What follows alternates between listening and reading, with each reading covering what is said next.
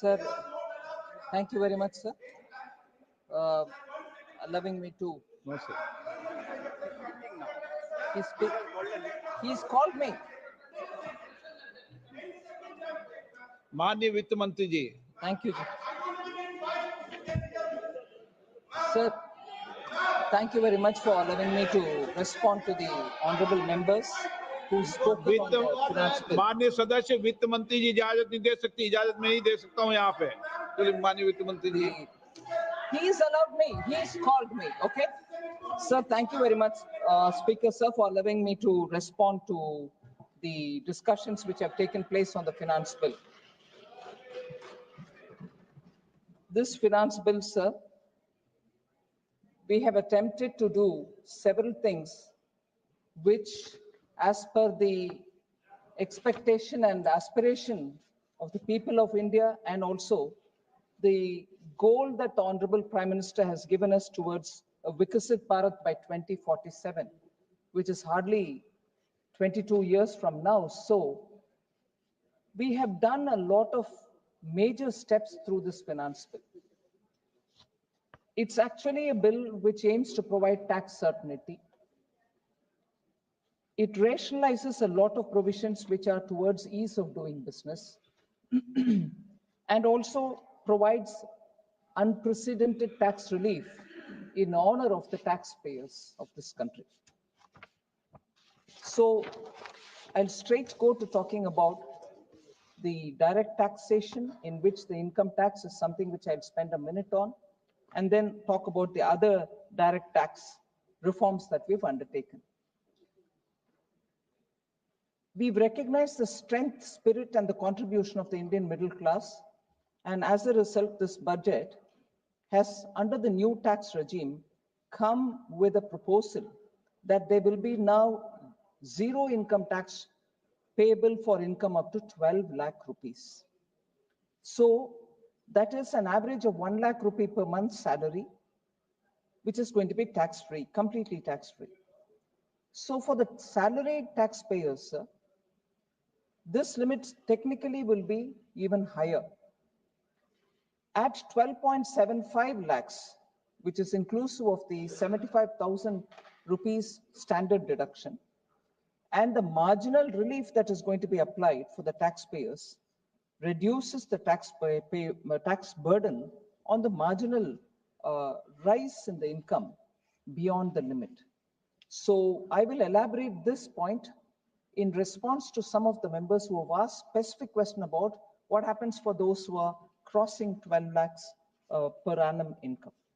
I'm also glad to say that through this finance bill, we have brought in the new income tax bill, meaning I have not presented it as part of the finance bill. The introduction of the new finance bill during the budget session this time, which of course is rightly gone into a select committee's review, post which we will take it up in hopefully in the monsoon session, aims to. Yes, I thought I said that. I said it is not brought through the finance bill. It is a new income tax bill. Thank you. So brought during this budget session, but hopefully we'll have it taken up for discussion in this house during the monsoon session. So during this budget session, sir, not only the provisions and also certain reformatory steps taken during the through the finance bill, the rationalization of customs also is a major thing that I'll come to talk about in a minute. So the steps taken for the customs duty reduction are also post elaborate discussion with the stakeholders.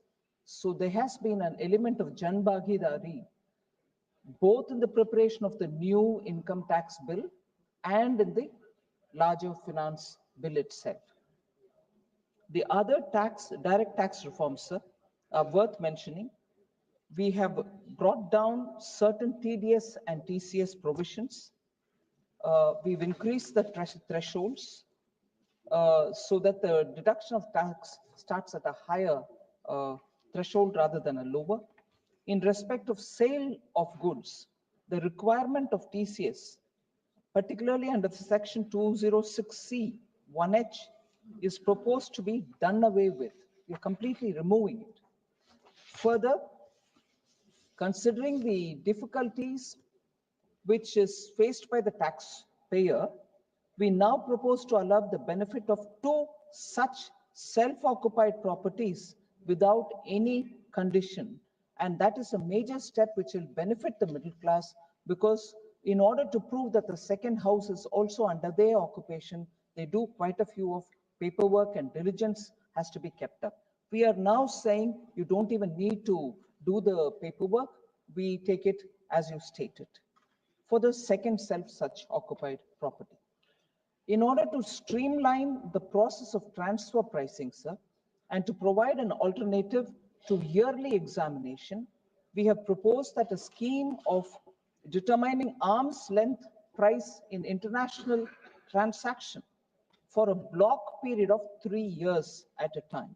So this will be in line with the global best practices. So annually, people do not have to rush to prove what the transfer pricing commitments will be.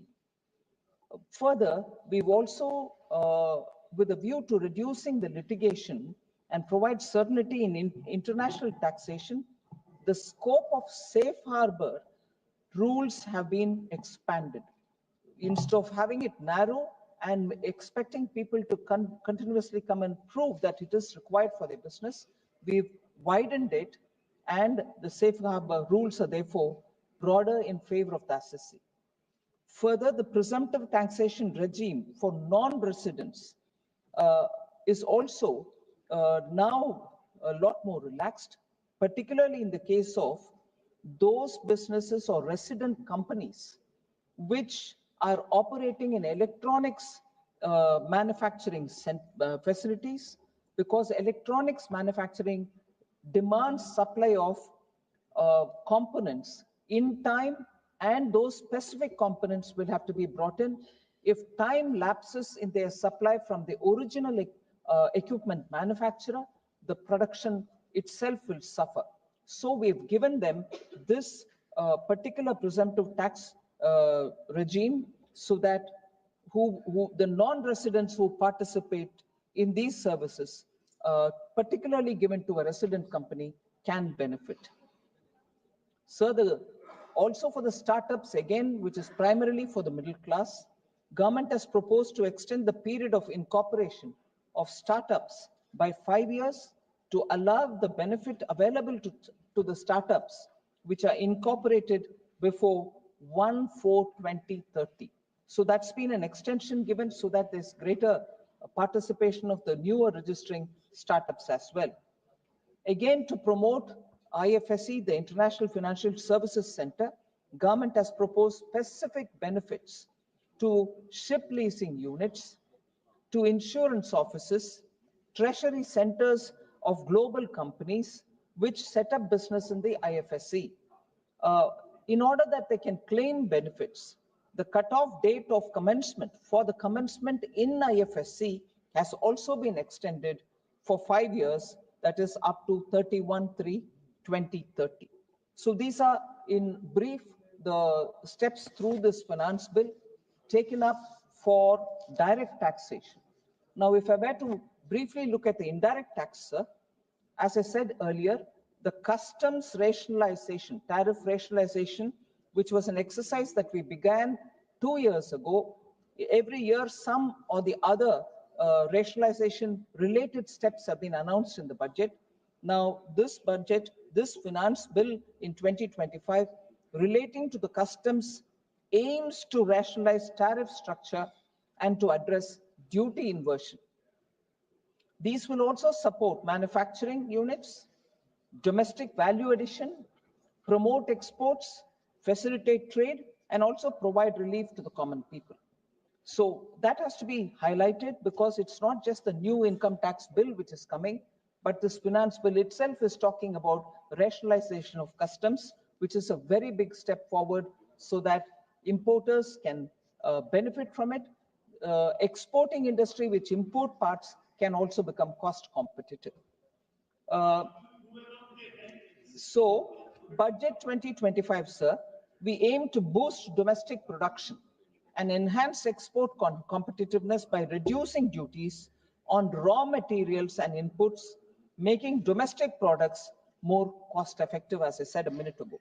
So taking forward the comprehensive review of customs, about which I would like to elaborate, the rate structure announced in July 2024 budget, we are taking that forward. So as I said, the exercise began 2 years ago.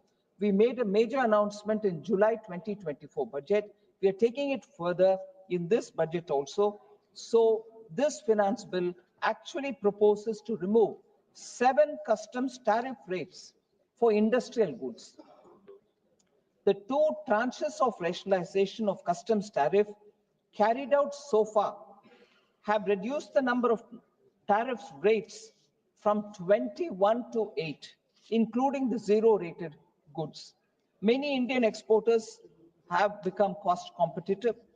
And one matter which will interest honorable members is when you're looking at cess and surcharge, we made sure that on no one item on the customs duty where it is being imposed, both cess and surcharge would be imposed. We are looking at that, and therefore in this budget, in the finance bill, we have proposed that only one can be applied, and therefore only one cess or surcharge will be applied on any one item. So for instance, social welfare surcharge will be now exempted from 82 tariff lines which are subject to a cess. So the double burden of both cess and surcharge on any particular item is being removed. In addition, sir, we also propose to add 35 additional capital goods for EV battery manufacturing and 28 additional capital goods for mobile phone battery manufacturing to the list of exempted capital goods to boost domestic manufacturing. So this will actually have a bearing. So EV battery manufacturing will be a lot more cost competitive because 13 additional capital goods are being exempted. So 28 additional capital goods for the mobile phone battery manufacturing are also being exempted.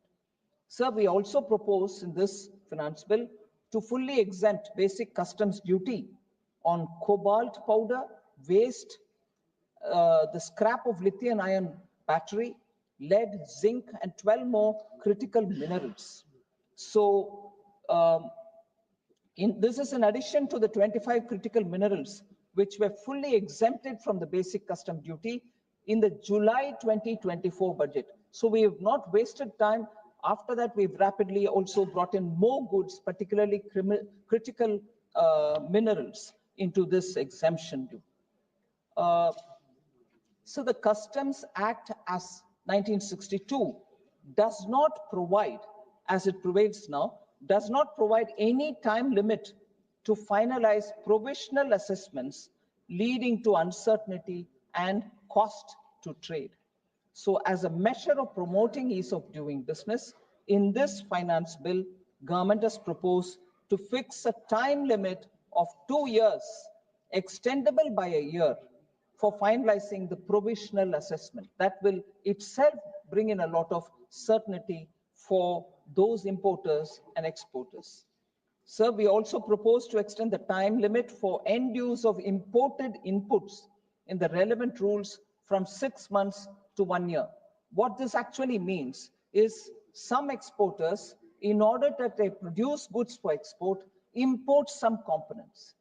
The customs duty is not paid because they're bringing it for the production of goods which have to be exported, because we don't export taxes.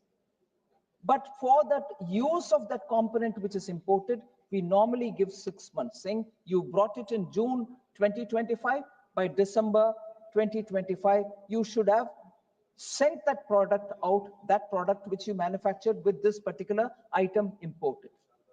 Many exporters found it difficult. The 6 months period is not sufficient. So for them, we have extended that time period to 1 year. So this is more an export friendly measure that we have taken. So we have actually allowed the industry to better plan their imports, and also we are providing operational flexibility. So these are as about the finance bill as it was presented to the House. We are, of course, coming up with some government amendments. The amendments which are being brought, four of them I'd like to highlight. The simplified safe harbor regime in Section 9A for investment funds managed by fund managers in India. Normally, these fund managers are expected to verify uh, that no one exceeds the 5% limit in terms of direct investment or indirect investments. So it is proposed to be made further simpler by removing this 5% condition for monitoring indirect investment, because it becomes too cumbersome for them to search for who the investor is indirectly, and that itself hampers investments, so we are removing that. Clarificatory amendments in the provisions for IFSC's provisions and presumptive taxation for service providers for electronic manufacturing units is also being brought in as government amendment. And the third one, for clarity and consistency, a government amendment is coming in for small changes in the block assessment provisions. And then the 6% equalization levy, which was being proposed, which was in effect for advertisement and other things, is being proposed to be removed so that we can address the uncertainty in the international economic conditions. So largely, these are the major. Yes, I'll answer. These are my opening statements. I'll come to answering each one of the members' points. I will come to answer. So these are the finance bill related.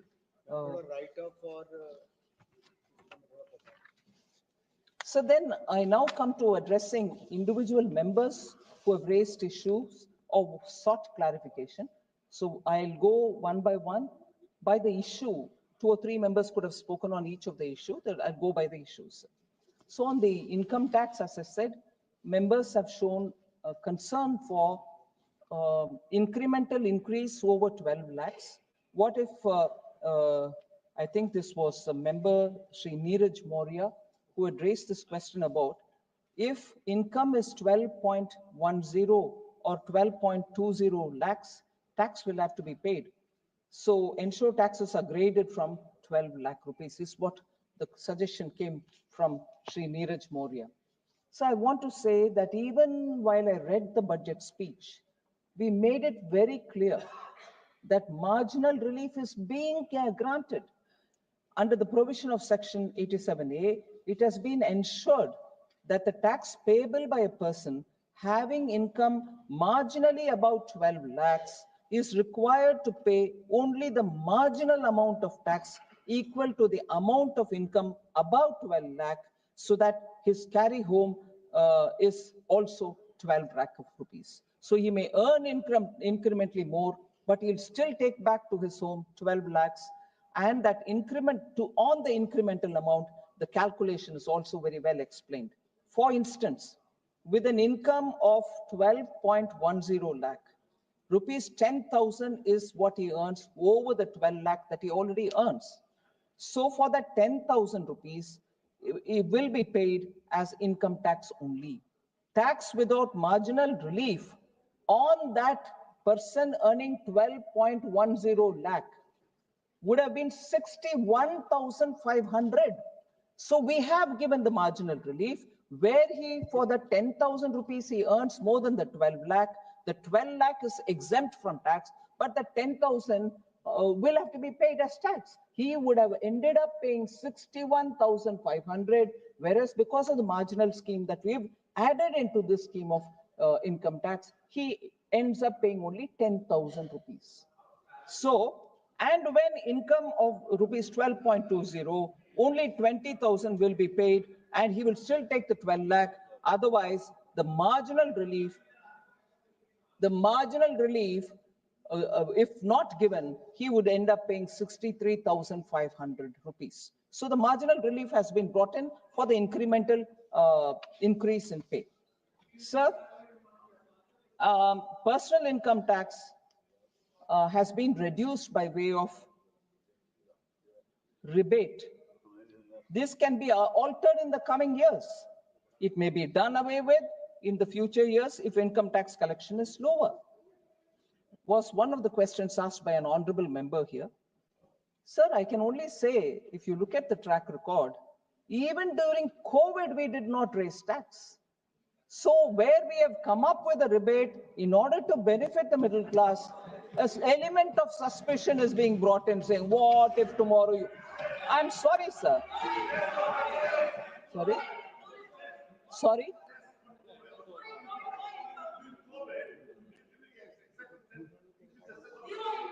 Sorry?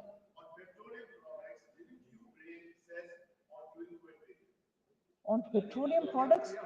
Excuse me, sir. I will answer what I've heard till now, but if members want to ask these questions, I will also point out to them, citizens are our citizens.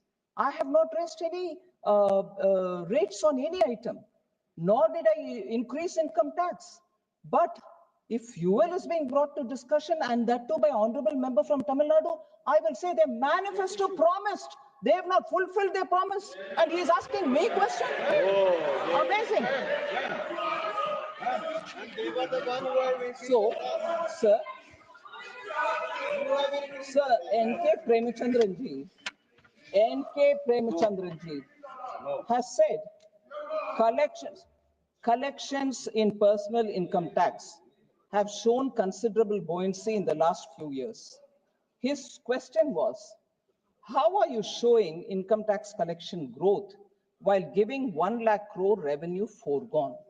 I want to let the honorable member know, N.K. Premchandran ji, the calculations are not done without taking these 1 lakh foregone, income tax reduction. We've spent a lot of time, and most often, in fact, I would want you to please look at the last 5-6 years of the budgets. I've been accused of underestimating, never overestimating, but I've replied each time saying our calculations are realistic. And that is what I will use to explain in answering your question. Collections in personal income tax have shown considerable buoyancy, sir, in the last few years. They have been increasing around 20% year on year. For the year 25-26, the income tax, personal income tax projection is 13.6 lakh crores. The RE for 24-25, I'm talking of the projected, which is BE for 25-26, is 13.6 lakh crores. The RE of the year that we are completing, which is completing on 31st March now, is 12.2 lakh crores. So 12.2 lakh and going to a BE of 13.6 is done with a certain realistic calculation. The projection, sir, of growth for 25-26 is around 13.14%. The effective dip of around 7% in personal income tax growth is on account of the factoring in of the revenue foregone, which is 1 lakh. So the dip is already shown for the 1 lakh crore which is being foregone. So the calculation is after showing the dip. And that is why it is a realistic number. So the projected collections for income tax for 25-26 are based on sound data. Sir, income tax receipts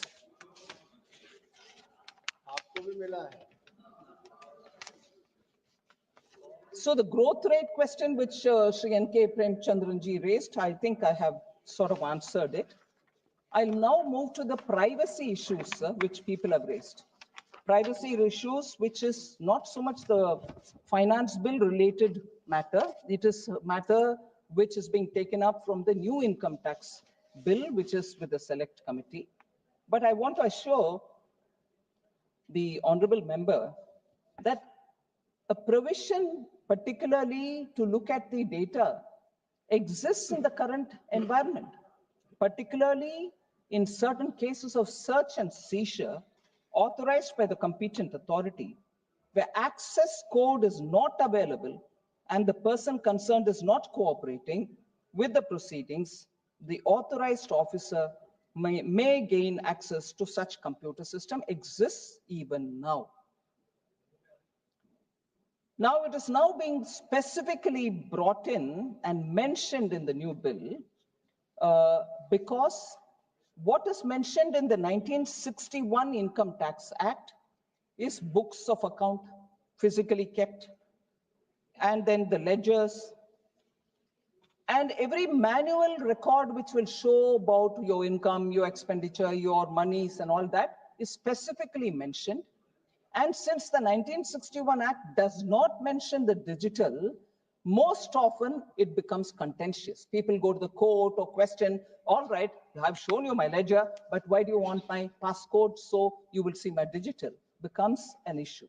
So in order that what prevails now with a gap, that gap is getting filled up in the new income tax, which is before the bill, which is before the select committee. So in this, I will take a minute to explain as to why that digital thing will have to be brought in. Sir, encrypted messages and mobile phones, unaccounted money to the extent of 250 crores have been detected when the encryption has been decoded. One. Second, evidences which have been seized from WhatsApp messages, particularly crypto assets worth more than 90 crores, and the network of people involved in it have all come out of WhatsApp messages. Now, if the law does not give you the legal backing, in spite of the fact and evidence being in your face, you will have to go stand in the court to say, yes, but the law doesn't provide, but the evidence is here, the money is being misused, it is unaccounted money. It becomes tedious. And therefore, the digital element has to be brought in. I'll bring in one more example, sir. WhatsApp communications and incriminating materials found from such conversations helped to unearth the syndicate and identify the end beneficiaries of bogus bills worth 200 crores. So do I go to the court again saying, but the law doesn't allow me to look at WhatsApp messages? So we need to bring in. There's also another example, sir.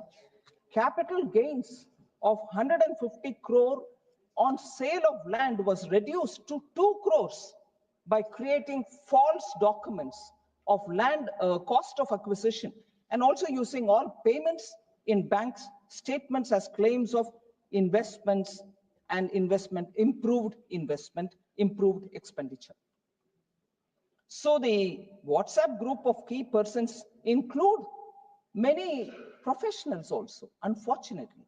So we had to contemplate on how to be lawfully on the side of law to say that these are evidences which are incriminating in themselves. Therefore, it has been brought in.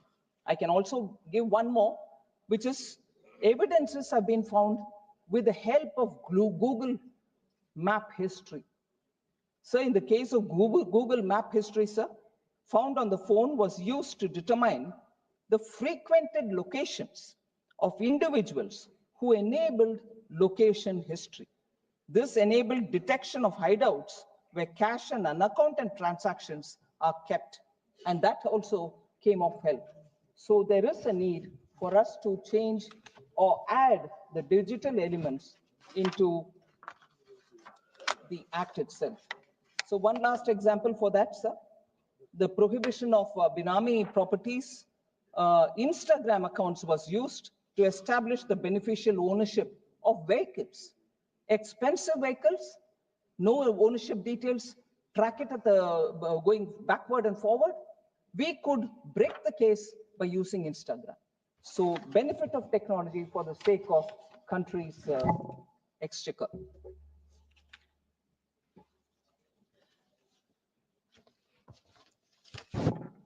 So then questions about pending appeal cases, that CBDT has poor dispute management and pursues all cases. So I would like to say, sir, in order to reduce the number of pending appeals, several measures have been taken by the CBDT. One such a thing is the enhancement of monetary limits for filing of appeals by the department before the Income Tax Appellate Tribunal, High Court, or the Supreme Court. Creation of new posts of joint commissioners for appeals exclusively. Also, we came up with the direct tax Vivad Se Vishwas scheme in 2020 and also in 2024. Twice we brought this, and this has helped in reducing the pending appeals. And the famous, or not so famous, repetitive appeal. A new section 158AB is inserted so as to provide that if a question of law in the case of an assessee is identical to a question of law pending in appeal before the jurisdictional High Court or the Supreme Court, or in any case, the filing of further appeal to the appellate tribunal or the jurisdictional High Court in the case of assessee shall be deferred till such a question of law is decided by that relevant court. So that's been a major step in holding the department back, the CBDT back, from going into a case which is already, a similar such case is already in a court. We don't want to pursue it. We'll wait for the final verdict to come from there. So also there was this question by Mohammed Bashir ji, dispute resolution mechanism of department is very poor. So I want to inform the member that the dispute resolution mechanism following the measures that we've taken, provided we've brought in a provision of updated returns, and that's been introduced for voluntary compliance. Sir, I'm sure the honorable members will be aware that we had already enabled updated additional updated returns so that assessees can correct the not declared income when they want to modify their assessments. For within the first year, if you modify and come up, we only say pay 25% additional. And if the second year they come up, we say pay 50%. And these two, first year and second year modified amendments, provisions have actually been well received by the assessees. So we are encouraged to bring in the third year and the fourth year modified assessment provision for the benefit of the tax assessees, that when they came in the first year, they paid only 25%, second year they paid only 50%, third year they will be now given the option to choose, and they can just pay 60% and close the whole business, or the fourth year, if they want to modify, they pay 70%, and that is where the story would end. So the dispute resolution committee has also been constituted. A taxpayer having taxable income of up to 50 lakh and disputed income of up to 10 lakh shall be eligible to approach the committee for relief, and therefore that element of uncertainty is being removed. E-verification system is also being brought in to increase voluntary tax compliance. E-verification system 2021 was notified in December 2021. I just wanted to highlight that, sir.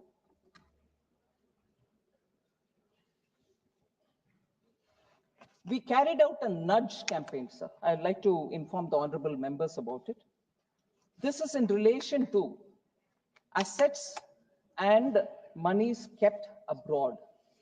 I'm sure the honorable members, many of them would recall that in 2018, my eminent predecessor, Sri Arun Jaitley, had made an announcement in the House that there is an agreement globally now to share information. India will be receiving a bulk of information of Indian accounts being held outside, and every year we shall use that, and where prosecution has to be, or where cases will have to be filed in the court, because not everybody's name and account number which comes in are of people who are holding tax evaded money. They can be genuine accounts also, because the stock that they send, the bulk, the data dump that they give us has everybody's account in it.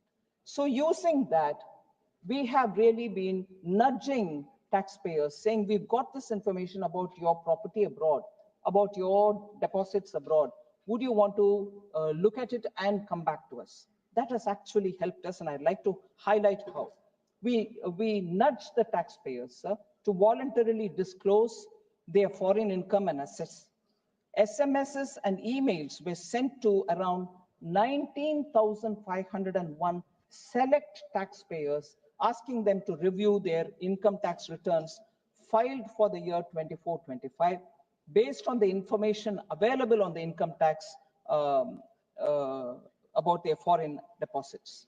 The result of that campaign, I'm happy to share with the honorable members, out of 19,501 taxpayers, a total of 11,162 taxpayers revised their returns and filled scheduled foreign assets form and declared an total assets of 11,259.29 crores, disclosing foreign income of also 154.42 crores. So the nudge campaign about properties abroad which have never been disclosed have been, because of the campaign, successfully at the ease of the tax assessee been declared, and also the monies due have been paid. In addition to this above, 883 taxpayers reviewed their IT returns and corrected their status from resident to non-resident. Even that correction happened because we were able to give them the facts and ask them to either accept or give us a reply about it. So in their revised return for the year 24-25, they have said, no, they are not residents, but they should actually be treated as non-residents. So due to this outreach, there was a ripple effect, sir.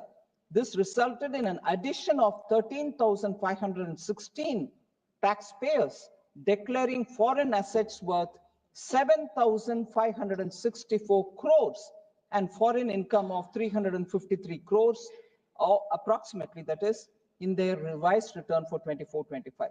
So cumulatively, this simple nudge has resulted in declaration of foreign assets worth 29,208 crores and foreign income up to 1,089 crores in the Schedule FA by 30,161 taxpayers.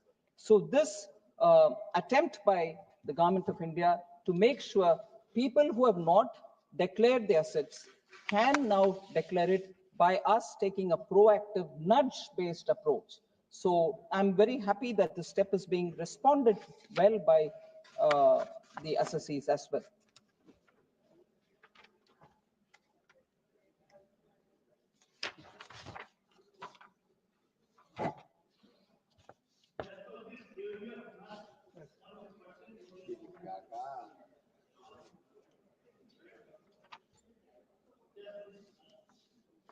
Sir, I've already probably said enough on the TDS, but I just want to say one line.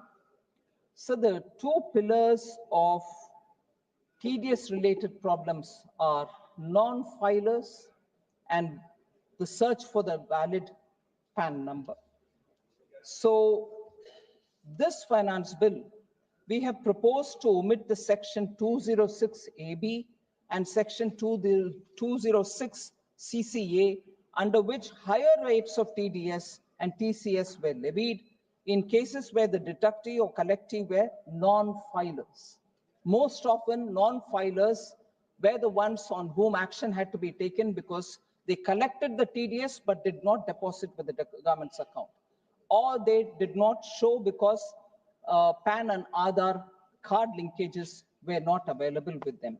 So we have very clearly said, in order to reduce the compliance burden, particularly for very senior citizens, certain non-residents, etc., we have clearly kept on the PAN and Aadhaar, we have kept the non-residents and also senior citizens out, and this provision has also been brought under the omission category.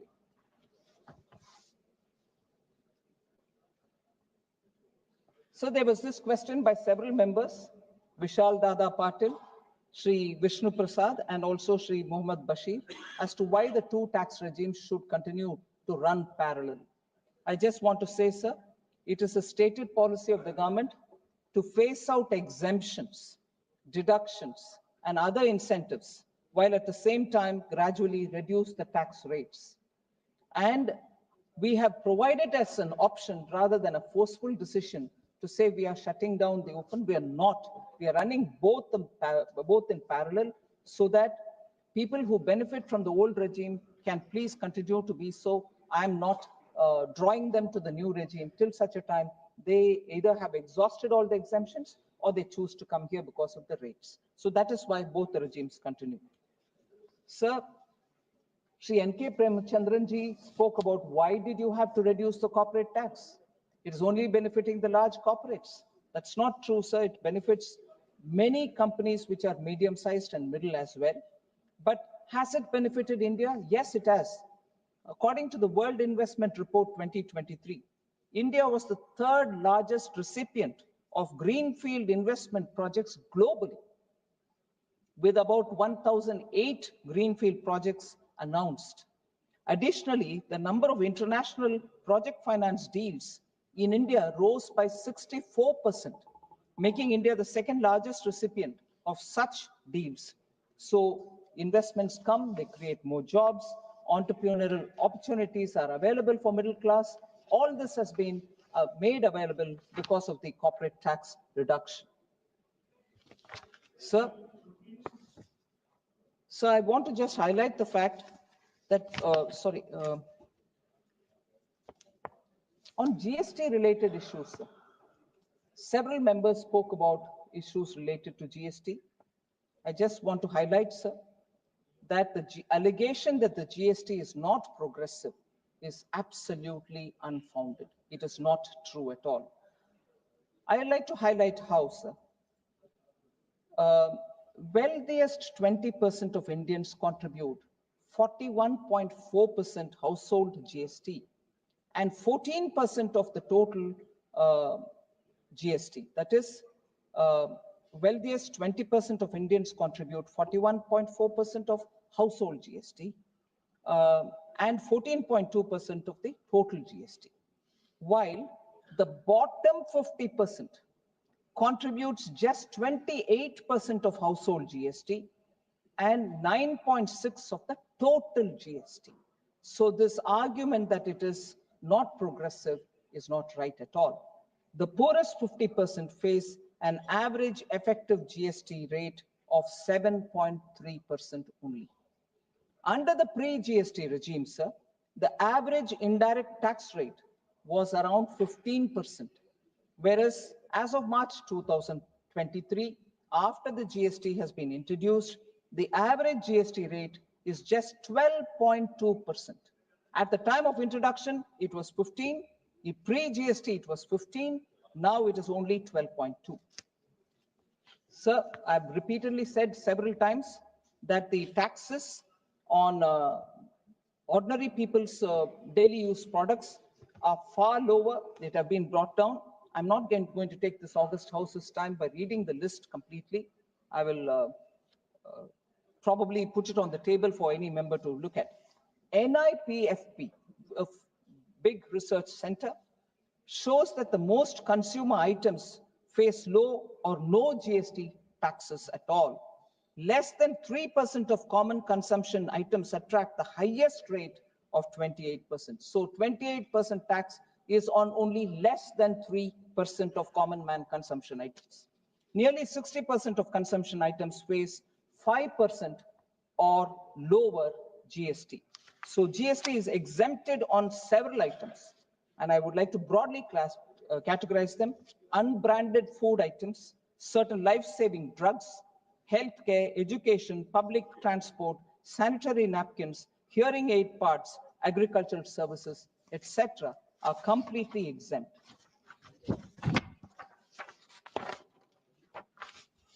So, several members seem to have said no discussion on reducing GST and reduce the number of slabs in this parliament. So the GST Council is a constitutional body. That's where the discussion happens. And subsequent to the decision taken by a group of ministers, and in that group of ministers, finance ministers of Bihar, UP, Rajasthan, West Bengal, Karnataka, and Kerala are all members of the committee. They are deciding on how to reduce GST and also reduce the number of slabs. Post that, if there are any amendments to be made in the CGST, we will come here. So the discussion on the reduction can be a part of the general discussion, but the actual discussion and the decision happens at the GST Council. So, sorry.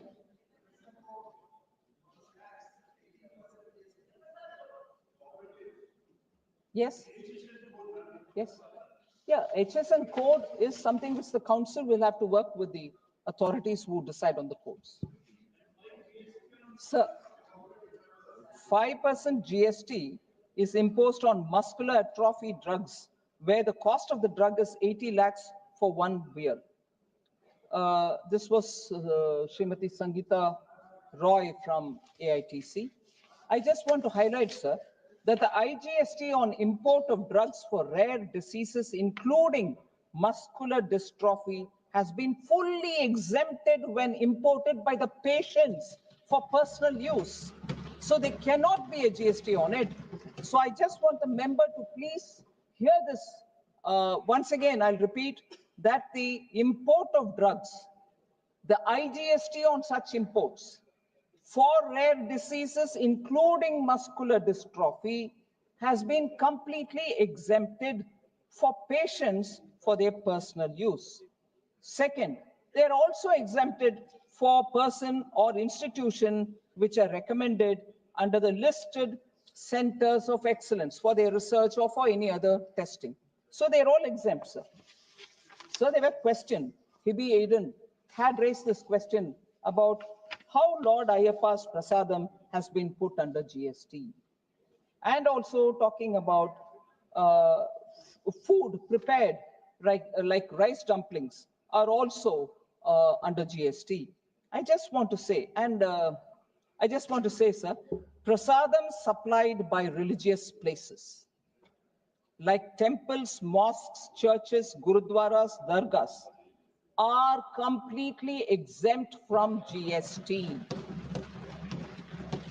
I want the honorable members to kindly take note of this. They're completely exempt from GST. Sir, as regards reducing the rates on items in which the tax is being levied, as I said, there is a GOM which is looking into it, particularly for the food sector related queries. The GOM will take a call. So then 18% GST on prosthetics is insensitive. Reduced GST on prosthetics and life-saving equipment was observed by one of the members. I just want to say, sir, from 2017 to 2022, like as it was before, the prosthetics attracted 12% GST till 22. Then in the 47th GST Council held in June 2022, the GST rate was reduced to 5%. Life-saving medical equipments, most medical devices such as X-ray apparatus, alpha, beta, gamma radiations for medical surgery or veterinary purposes attract concessional GST rate of 12%. Artificial parts of the body attract 5% only as GST. So I just want to be clear that GST is not levied on certain critical life-saving equipments. So there was this question about Suksham Sinchai, the micro irrigation. Devesh Shakya, member, asked this question. The GST rate on drip irrigation systems, including lateral sprinklers and products, has been reduced from 18% to 12% as per the decision taken by the 25th GST Council meeting on 18 January 2018. On the GST cess, there was a DMK member, Malayarasan,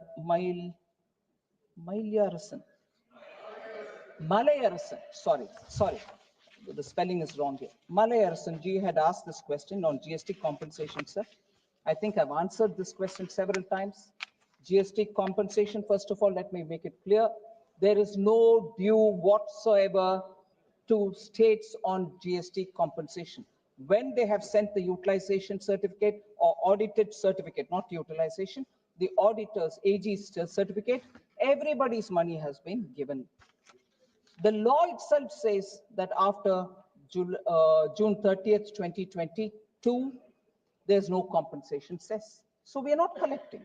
What we are collecting now is actually being collected to repay the debt that was taken during the COVID time. When there was no income to share, we had to borrow to give the states, and that is what is being collected now, and that's also should be ending by early 2026, which is another 7-8 months. So on the GST or insurance, again, the GOM is looking at it, and they will come with a decision, and that can be taken up by the GST Council, so I'm not elaborating much on it.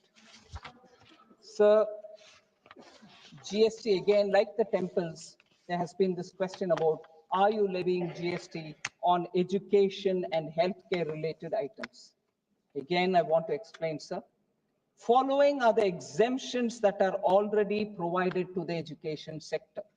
Services provided by an education institution to its students, faculty, and staff are completely exempt. Services by an education institution by way of conduct of entrance examination is exempted. The following services are also exempted. Services related to admission to or conduct of examination by such institutions are exempt. If provided to preschool or up to higher secondary schools, any service, such as transportation of students, transportation of faculty and staff, catering, including midday meal schemes sponsored by the central government or state government or the union territory, security or cleaning or housekeeping services performed in such education institutions are all exempt from GST. Supply of online educational journals or periodicals are exempt, and that is also provided for higher education institutions. Educational institution has also been defined. I just want to clearly say, so what is an educational institution? Defined as an institution providing services by way of preschool education, education up to higher secondary school or equivalent, education as a part of curriculum for obtaining qualification recognized by any law for the time being in force, and education as a part of an approved vocational education course. Similarly, sir, when it comes to health, GST is fully exempt on healthcare services provided by a clinical establishment, an authorized medical practitioner, or a paramedic, and healthcare services includes diagnosis for illness, injury, etc., in any recognized system of medicine in India, and that's been clearly stated in the Central Act as well. So there was this question about reduction of GST on agricultural inputs. I just again want to explain, sir. Seeds attract 0 GST. There's no GST on seeds. 5% GST on fertilizers. Agricultural implements, manuals, manually operated or animal driven, and hand tools attract 0 GST. And then tractors attract 12% GST. Agricultural pumps attract 12% GST. So a proposal to reduce GST on farm inputs like tractors from 12% to 0, farm inputs like drip irrigation system, other agricultural equipment, pesticides, fertilizers to 0 was placed on the 45th GST Council meeting held on 17th September 2021, but the Council did not recommend it then in 2021. I want to just put that on record, but of course, now the group of ministers is looking into it. So the items will be looked at by the GOM and they will take a call, sir.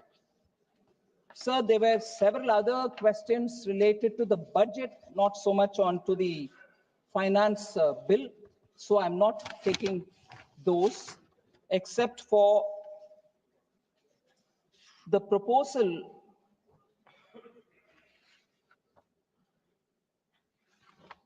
so there were just one thing on which, although it doesn't relate to the finance bill, I will seek your indulgence. I'd like to answer this. Issue raised by Sri Neeraj Maurya about benefits to the vulnerable sections, SCs, STs, OBCs, in the government initiatives. I will have to list them out, sir. Please give me that few minutes. Sir, under PM Kisan, around 76% of the farmers are SC, ST, and OBC. I'm not sure if Neeraj Maurya ji is here, but I can see his party members being here. I hope you convey this to him. Under PM Awas Urban, in the last decade, 1.18 crore houses have been built for the poor. Of that, 1.18 lakh crores is 1 crore and 1 crore and 18 lakh. 42 lakh have gone for OBCs, and 23 lakh houses have gone for scheduled castes. 60% of the houses under the PM Awas Yojana Gramin have been given to SC STs. 33% of the loans under PM Mudra Yojana have gone to SC ST OBC led enterprises.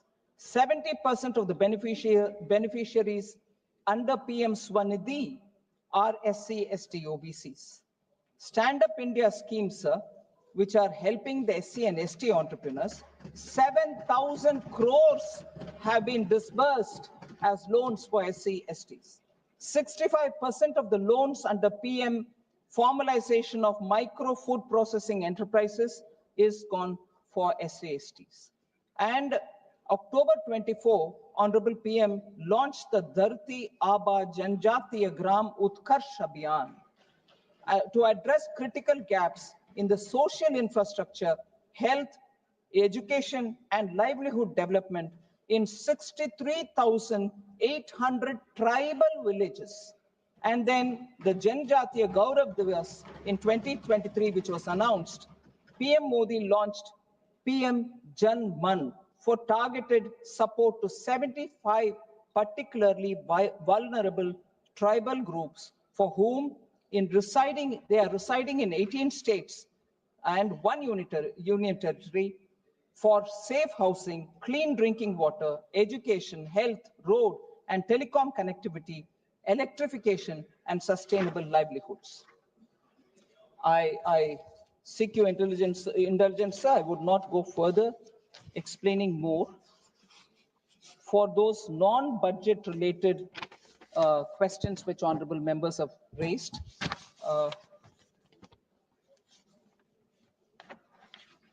the benefits of PLI scheme and so on, I'm not elaborating more. KC Venugopal ji asked about the pay commission. I take this opportunity to explain. Sir, our government has always been sympathetic towards the employees and pensioners issues. For the first time, this government has implemented the full parity between pensioners of pre and post 7th CPC, Central Pay Commission. Thus, all pensioners of the central government who had retired before 1/1/2016 are now drawing the same pension as employees who retired before 1/1/2016. That's the first one. Thus, the demand of pensioners regarding parity has been agreed to and implemented by our government under the leadership of Prime Minister Modi. Prime Minister Modi also approved the establishment of 8th Central Pay Commission to revise the salaries and benefits for central government employees in January 2025. Now, as regards the amendment, I'd like to just give a brief background so that Honorable Member Venugopal understands why this amendment. The 6th Central Pay Commission, sir, was an expert body that had threadbare examined all the issues, disparities, and even representations which were given by employees before making their recommendations. The Sixth Pay Commission report was submitted in 2006. In March 2008, which thereafter, after careful consideration, was accepted by the government then, March 2008. The manner of fixing pension, which was recommended by the Sixth Central Pay Commission, was similar to the previous CPCs. So it was accepted then by the government in March 2008. By this amendment that we are bringing in, the government is actually restoring that which was accepted in March 2008, and the Sixth Pay Commission recommendation therefore is being honored and respecting it as an expert body. That is what is the objective and the aim of this amendment which is being introduced in this. So 2008, Honorable Member Venugopal will know the government accepted it, and it is that which we are restoring today. Yes, because if, yes, I will. No, don't worry, I hear you. After 16 years. Oh, please, no, please sit down. Honorable member, please sit down, I'll tell you. Why is after 16 years, sir? Several court cases were going on. We had to wait for the verdict to come. And then we've gone back to saying, yes, now all the hearings are over, verdicts have been received. We are going back to honoring the decision which was taken in 2008. But in between there were litigation. How could I violate that? So I'm not misleading the House. Honorable Member Venugopal should please go back to analyzing if I've said anything wrong, and if this necessary amendment is reflective of a decision taken during their government. Thank you. Well, if you can cast as, yes, if you've done several wrong, we talk about it. We don't shy away. We don't shy away. But this decision, which was, I don't need to hide. I'm saying it openly. I'm saying it before you. If it wasn't in the court, I would have done it earlier. Thank you, sir.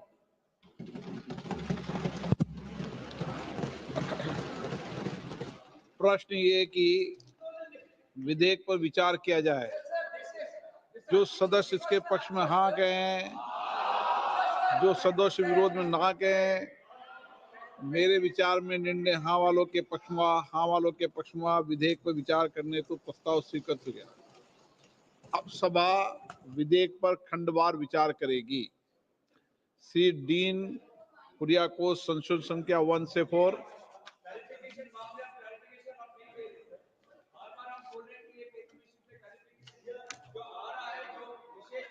प्रश्न ये कि Shri dean Kuriakose द्वारा प्रस्तुत संख्या 1 से 4 स्वीकृत किया जाए।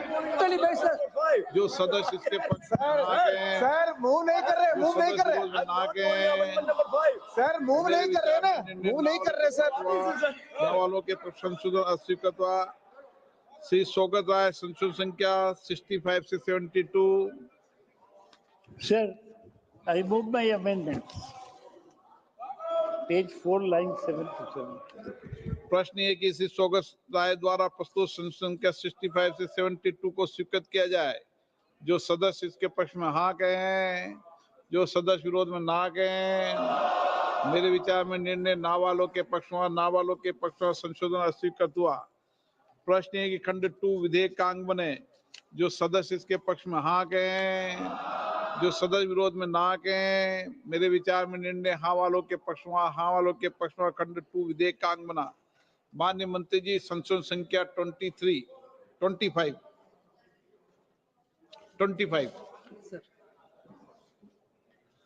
Sir, I move the 1 minute, sir.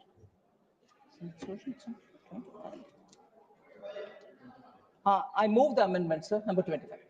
प्रश्न है कि माननीय मंत्री द्वारा प्रस्तुत संशोधन संख्या 25 को स्वीकृत किया जाए। जो सदस्य इसके पक्ष में हो हाँ कहे, जो विरोध में ना कहे, मेरे विचार में निर्णय हाँ वालों के पक्ष में, हाँ वालों के पक्ष में संशोधन स्वीकृत हुआ। प्रश्न है कि खंड 3 यथा संशोधित विधेयक का अंग बने। जो सदस्य इसके पक्ष में हाँ कहें, जो सदस्य विरोध में ना के, मेरे विचार में निर्णय हाँ वालों के पक्ष में हाँ वालों के पक्ष में खंड 3 यथा संशोधित विधेयक का अंग बना। प्रश्न है कि खंड 4 विधेयक का अंग बने। जो सदस्य इसके पक्ष में हाँ कहें, जो सदस्य विरोध में ना कहें, मेरे विचार में निर्णय हाँ वालों के पक्ष में हाँ वालों के पक्ष में खंड 4 विधेयक का अंग बना। माननीय मंत्री जी, संशोधन संख्या 26-27। So I move the amendment number 26 and 27. प्रश्न है कि माननीय मंत्री द्वारा प्रस्तुत संशोधन संख्या 26 और 27 को स्वीकृत किया जाए। जो सदस्य इसके पक्ष में हाँ कहें, जो सदस्य विरोध में ना कहें, मेरे विचार में निर्णय हाँ वालों के पक्ष में हाँ वालों के पक्ष में संशोधन स्वीकृत हुआ। प्रश्न है कि खंड 5 यथा संशोधित विधेयक का अंग बने। जो सदस्य इसके पक्ष में हाँ कहें, जो सदस्य विरोध में ना कहें, मेरे विचार में निर्णय हाँ वालों के पक्ष में हाँ वालों के पक्ष में खंड 5 यथा संशोधित विधेयक का अंग बना। माननीय मंत्री जी, संशोधन संख्या 28 से 23। 33. So I 28 move से the amendment number 28, 29, 30, 31, 32 and 33. प्रश्न है कि माननीय मंत्री द्वारा प्रस्तुत संशोधन संख्या 28 से 23 को स्वीकृत किया जाए। 28 से 33 को स्वीकृत किया जाए। जो सदस्य इसके पक्ष में हाँ कहें, जो सदस्य विरोध में ना कहें, मेरे विचार में निर्णय हाँ वालों के पक्ष में हाँ वालों के पक्ष संशोधन स्वीकृत हुआ। प्रश्न है कि खंड 6 यथा संशोधित विधेयक का अंग बने। जो सदस्य इसके पक्ष में हाँ कहें, जो सदस्य विरोध में ना कहें, मेरे विचार में निर्णय हाँ वालों के पक्ष में हाँ वालों के पक्ष खंड 6 यथा संशोधित विधेयक का अंग बना। प्रश्न है कि खंड 7 विधेयक का अंग बने। जो सदस्य इसके पक्ष में हाँ कहें, जो सदस्य विरोध में ना कहें, मेरे विचार में निर्णय हाँ वालों के पक्ष में हाँ वालों के पक्ष खंड 7 विधेयक का अंग बना। श्री सौगत राय जी, संशोधन संख्या 73। Sir, I move amendment number 73, page 30, a substitution clause for lines 4 to 8. Sir, I would like the finance minister to clarify that the Americans are saying that the tariffs should be equalized. American team has arrived in Delhi. प्रश्न ये कि सौगत राय द्वारा प्रस्तुत संशोधन संख्या 73 को स्वीकृत किया जाए। जो सदस्य इसके पक्ष में हाँ कहें, जो सदस्य विरोध में ना कहें, मेरे विचार में निर्णय ना वालों के पक्ष में ना वालों के पक्ष में संशोधन अस्वीकृत हुआ। प्रश्न के खंड 8 और 9 विधेयक का अंग बने। जो सदस्य इसके पक्ष में हाँ कहें, जो सदस्य विरोध में ना कहें, मेरे विचार में निर्णय हाँ वालों के पक्ष में हाँ वालों के पक्ष में खंड 8 और 9 विधेयक का अंग बना। सौगत राय जी, संशोधन संख्या 74। Yes. I move amendment number 74 on page 30. प्रश्न है कि श्री सौगत राय द्वारा प्रस्तुत संशोधन संख्या 74 को स्वीकृत किया जाए। जो सदस्य के पक्ष में हाँ कहें, जो सदस्य विरोध में ना कहें, मेरे विचार में निर्णय ना वालों के पक्ष में ना वालों के पक्ष संशोधन स्वीकृत हुआ। प्रश्न है कि खंड 3 विधेयक का अंग बने। जो सदस्य के पक्ष में हाँ कहें, जो सदस्य विरोध में ना कहें, मेरे विचार में निर्णय हाँ वालों के पक्ष में हाँ वालों के पक्ष खंड 3 विधेयक का अंग बना। माननीय मंत्री जी, संशोधन संख्या 34। So I move the amendment number 34.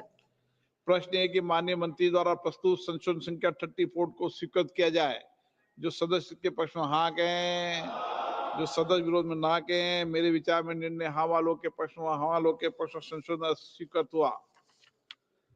प्रश्न है कि खंड 11 यथा संशोधित विधेयक का अंग बने। जो सदस्य के पक्ष में हाँ कहें, जो सदस्य विरोध में ना कहें, मेरे विचार में निर्णय हाँ वालों के पक्ष में हाँ वालों के पक्ष में खंड 11 यथा संशोधित विधेयक का अंग बना।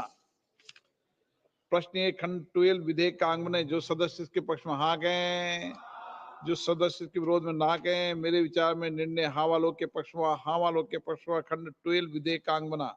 माननीय मंत्री जी, संशोधन संख्या 35 और 36। So I move the amendment number 35 and 36. प्रश्न है कि माननीय मंत्री द्वारा प्रस्तुत संशोधन संख्या 35 और 36 को स्वीकृत किया जाए। जो सदस्य इसके पक्ष में हाँ कहें, जो सदस्य विरोध में ना के मेरे विचार में निर्णय हाँ वालों के पक्ष में हाँ वालों के पक्ष संशोधन स्वीकृत हुआ। प्रश्न है कि खंड 13 यथा संशोधित विधेयक का अंग बने। जो सदस्य इसके पक्ष में हाँ कहें, जो सदस्य विरोध में ना कहें, मेरे विचार में निर्णय हाँ वालों के पक्ष में हाँ वालों के पक्ष खंड 13 यथा संशोधित विधेयक का अंग बना। प्रश्न है कि खंड 14 से 16 विधेयक का अंग बने। जो सदस्य इसके पक्ष में हाँ कहें, जो सदस्य विरोध में ना कहें, मेरे विचार में निर्णय हाँ वालों के पक्ष में हाँ वालों के पक्ष में खंड 14 से 16 विधेयक का अंग बना। श्री सौगत राय जी, संशोधन संख्या 75। Sir, I move amendment number 75 on page 34. प्रश्न है कि सौगत राय जी द्वारा प्रस्तुत संशोधन संख्या 75 को स्वीकृत किया जाए।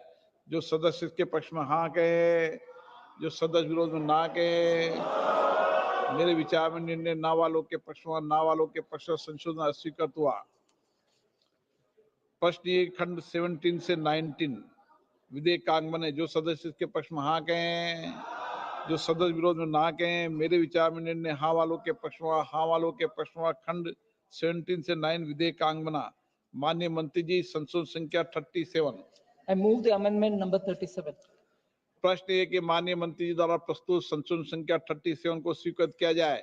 जो सदस्य इसके पक्ष में वो हाँ कहें, जो सदस्य विरोध में ना कहें, मेरे विचार में निर्णय हाँ वालों के पक्ष में हाँ वालों के पक्ष संशोधन स्वीकृत हुआ। श्री सौगत राय जी, संशोधन संख्या 76। Sir, before I move the amendment number प्रश्न है कि 76, sir, सौगत राय जी द्वारा बोल ले। प्रस्तुत संशोधन संख्या 76 को स्वीकृत किया जाए। जो सदस्य के पक्ष में हाँ कहें, जो सदस्य विरोध में ना कहें, मेरे विचार में निर्णय ना वालों के पक्ष में ना वालों पर संशोधन अस्वीकृत हुआ।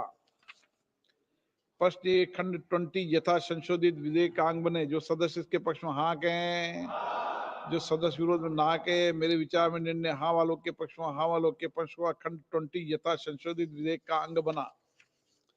प्रश्न है कि खंड 21 और 22 विधेयक का अंग बने। जो सदस्य इसके पक्ष में हाँ कहें, जो सदस्य विरोध में ना कहे, मेरे विचार में निर्णय हाँ वालों के पक्ष में हाँ वालों के पक्ष में खंड 21 और 22 विधेयक का अंग बने। माननीय मंत्री जी, प्रस्ताव प्रस्तुत करें। Sir, I move the motion. प्रश्न है कि माननीय मंत्री द्वारा प्रस्तुत प्रस्ताव को स्वीकृत किया जाए। जो सदस्य इसके पक्ष में हाँ कहें, जो सदस्य विरोध में ना कहें, मेरे विचार में निर्णय हाँ वालों के पक्ष में हाँ वालों के पक्ष में वह प्रस्ताव स्वीकृत हुआ। माननीय मंत्री जी, अब संशोधन संख्या 38 को प्रस्तुत करें। 38। Sir, I move the amendment number 38. प्रश्न है कि माननीय मंत्री द्वारा प्रस्तुत संशोधन संख्या 38 को स्वीकृत किया जाए। जो सदस्य इसके पक्ष में हाँ कहें, जो सदस्य विरोध में ना कहें, मेरे विचार में निर्णय हाँ वालों के पक्ष में हाँ वालों के पक्ष में संशोधन स्वीकृत हुआ। प्रश्न है कि नया खंड 22A विधेयक का अंग बने। जो सदस्य इसके पक्ष में हाँ कहें, जो सदस्य विरोध में ना कहें, मेरे विचार में निर्णय हाँ वालों के पक्ष में हाँ वालों के पक्ष में नया खंड 22A विधेयक में जोड़ा गया। प्रश्न है कि खंड 23 विधेयक का अंग बने। जो सदस्य इसके पक्ष में हाँ कहें, जो सदस्य विरोध में ना कहें, मेरे विचार में निर्णय हाँ वालों के पक्ष में हाँ वालों के पक्ष खंड 23 विधेयक का अंग बने। श्री डीन कुरियाकोस, श्री एन के प्रेमचंद्र, संशोधन संख्या 6। Sir, my amendment is regarding changing in the income tax slabs table. That table may be accepted. I am moving the amendment. प्रश्न ये कि श्री एन के प्रेमचंद्र द्वारा प्रस्तुत संशोधन संख्या 6 को स्वीकृत किया जाए। जो सदस्य के पक्ष में हाँ कहे, जो इसके विरोध में ना कहे, मेरे विचार में निर्णय ना वालों के पक्ष में ना वालों के पक्ष संशोधन स्वीकृत हुआ। सौगत राय जी, संशोधन संख्या 77। Sir, before I move amendment number 77 on page 38 lines 14 to 28, let me state प्रश्न that है कि this सौगत राय जी द्वारा प्रस्तुत संशोधन 77 को स्वीकृत किया जाए। जो सदस्य के पक्ष में वहां के, जो सदस्य विरोध में ना के, मेरे विचार में निर्णय ना वालों के पक्ष में ना वालों के संशोधन अस्वीकृत हुआ। प्रश्न है कि खंड 24 से 36 विधेयकांग बने, जो सदस्य इसके पक्ष में हाँ कहें, जो सदस्य विरोध में ना कहें। मेरे विचार में निर्णय हाँ वालों के पक्ष में, हाँ वालों के पक्ष में खंड 24 से 36 विधेयकांग बने। माननीय मंत्री जी, संशोधन संख्या 39। I move the amendment number 39. प्रश्न है कि माननीय मंत्री द्वारा प्रस्तुत संशोधन संख्या 39 को स्वीकृत किया जाए। जो सदस्य इसके पक्ष में हाँ कहें, जो सदस्य विरोध में ना कहें। मेरे विचार में निर्णय हाँ वालों के पक्ष में, हाँ वालों के पक्ष में संशोधन स्वीकृत हुआ। प्रश्न है कि खंड 37 यथा संशोधित विधेयक का अंग बने। जो सदस्य इसके पक्ष में हाँ कहें, जो सदस्य विरोध में ना कहें। मेरे विचार में निर्णय हाँ वालों के पक्ष में, हाँ वालों के पक्ष में खंड 37 यथा संशोधित विधेयक का अंग बना। प्रश्न है कि खंड 38 और 39 विधेयक का अंग बने। जो सदस्य इसके पक्ष में हाँ कहें, जो सदस्य विरोध में ना कहें। मेरे विचार में निर्णय हाँ वालों के पक्ष में, हाँ वालों के पक्ष में खंड 38 और 39 विधेयक का अंग बना। श्री सौगत राय जी, संशोधन संख्या 78। Sir, I move amendment प्रश्न number. ये कि सौगत राय जी द्वारा प्रस्तुत संशोधन संख्या 78 को स्वीकृत किया जाए। जो सदस्य इसके पक्ष में है वो हाँ कहें, जो सदस्य विरोध में ना कहें। मेरे विचार में निर्णय ना वालों के पक्ष में, ना वालों के पक्ष में संशोधन अस्वीकृत हुआ। प्रश्न ये खंड 40 विधेयक का अंग बने। जो सदस्य इसके पक्ष में हाँ कहें, जो सदस्य विरोध में ना कहें। मेरे विचार में निर्णय हाँ वालों के पक्ष में, हाँ वालों के पक्ष में खंड 40 विधेयक का अंग बने। माननीय मंत्री जी, अब प्रस्ताव प्रस्तुत करें। Sir, I move the motion. प्रश्न है कि माननीय मंत्री जी द्वारा प्रस्तुत प्रस्ताव को स्वीकृत किया जाए। जो सदस्य इसके पक्ष में हाँ कहें, जो सदस्य विरोध में ना कहें। मेरे विचार में निर्णय हाँ वालों के पक्ष में, हाँ वालों के पक्ष में प्रस्ताव स्वीकृत हुआ। माननीय मंत्री जी, अब संशोधन संख्या 40 को प्रस्तुत करें। So I move the amendment number 40. प्रश्न है कि माननीय मंत्री द्वारा प्रस्तुत संशोधन संख्या 40 को स्वीकृत किया जाए। जो सदस्य इसके पक्ष में हाँ कहें, जो सदस्य विरोध में ना कहें। मेरे विचार में निर्णय हाँ वालों के पक्ष में, हाँ वालों के पक्ष में संशोधन स्वीकृत हुआ। प्रश्न है कि नया खंड 40A विधेयक का अंग बने। जो सदस्य इसके पक्ष में हाँ कहें, जो सदस्य विरोध में ना कहें। मेरे विचार में निर्णय हाँ वालों के पक्ष में, हाँ वालों के पक्ष में नया खंड 40A विधेयक में जोड़ा दिया गया है। प्रश्न है कि खंड 41 से 46 विधेयक का अंग बने। जो सदस्य इसके पक्ष में हाँ कहें, जो सदस्य विरोध में ना कहें। मेरे विचार में निर्णय हाँ वालों के पक्ष में, हाँ वालों के पक्ष में खंड 41 से 46 विधेयक का अंग बना। माननीय मंत्री जी, संशोधन संख्या 41। So I move amendment number 41. प्रश्न है कि माननीय मंत्री द्वारा प्रस्तुत संशोधन संख्या 41 को स्वीकृत किया जाए। जो सदस्य इसके पक्ष में हाँ कहें, जो सदस्य विरोध में ना कहें। मेरे विचार में निर्णय हाँ वालों के पक्ष में, हाँ वालों के पक्ष में संशोधन स्वीकृत हुआ। प्रश्न है कि खंड 47 यथा संशोधित विधेयक का अंग बने। जो सदस्य इसके पक्ष में हाँ कहें, जो सदस्य विरोध में है ना कहें। मेरे विचार में निर्णय हाँ वालों के पक्ष में, हाँ वालों के पक्ष में खंड 47 यथा संशोधित विधेयक का अंग बना। माननीय मंत्री जी, संशोधन संख्या 42 से 44। Sir, I move the amendment 42, 43 and 44.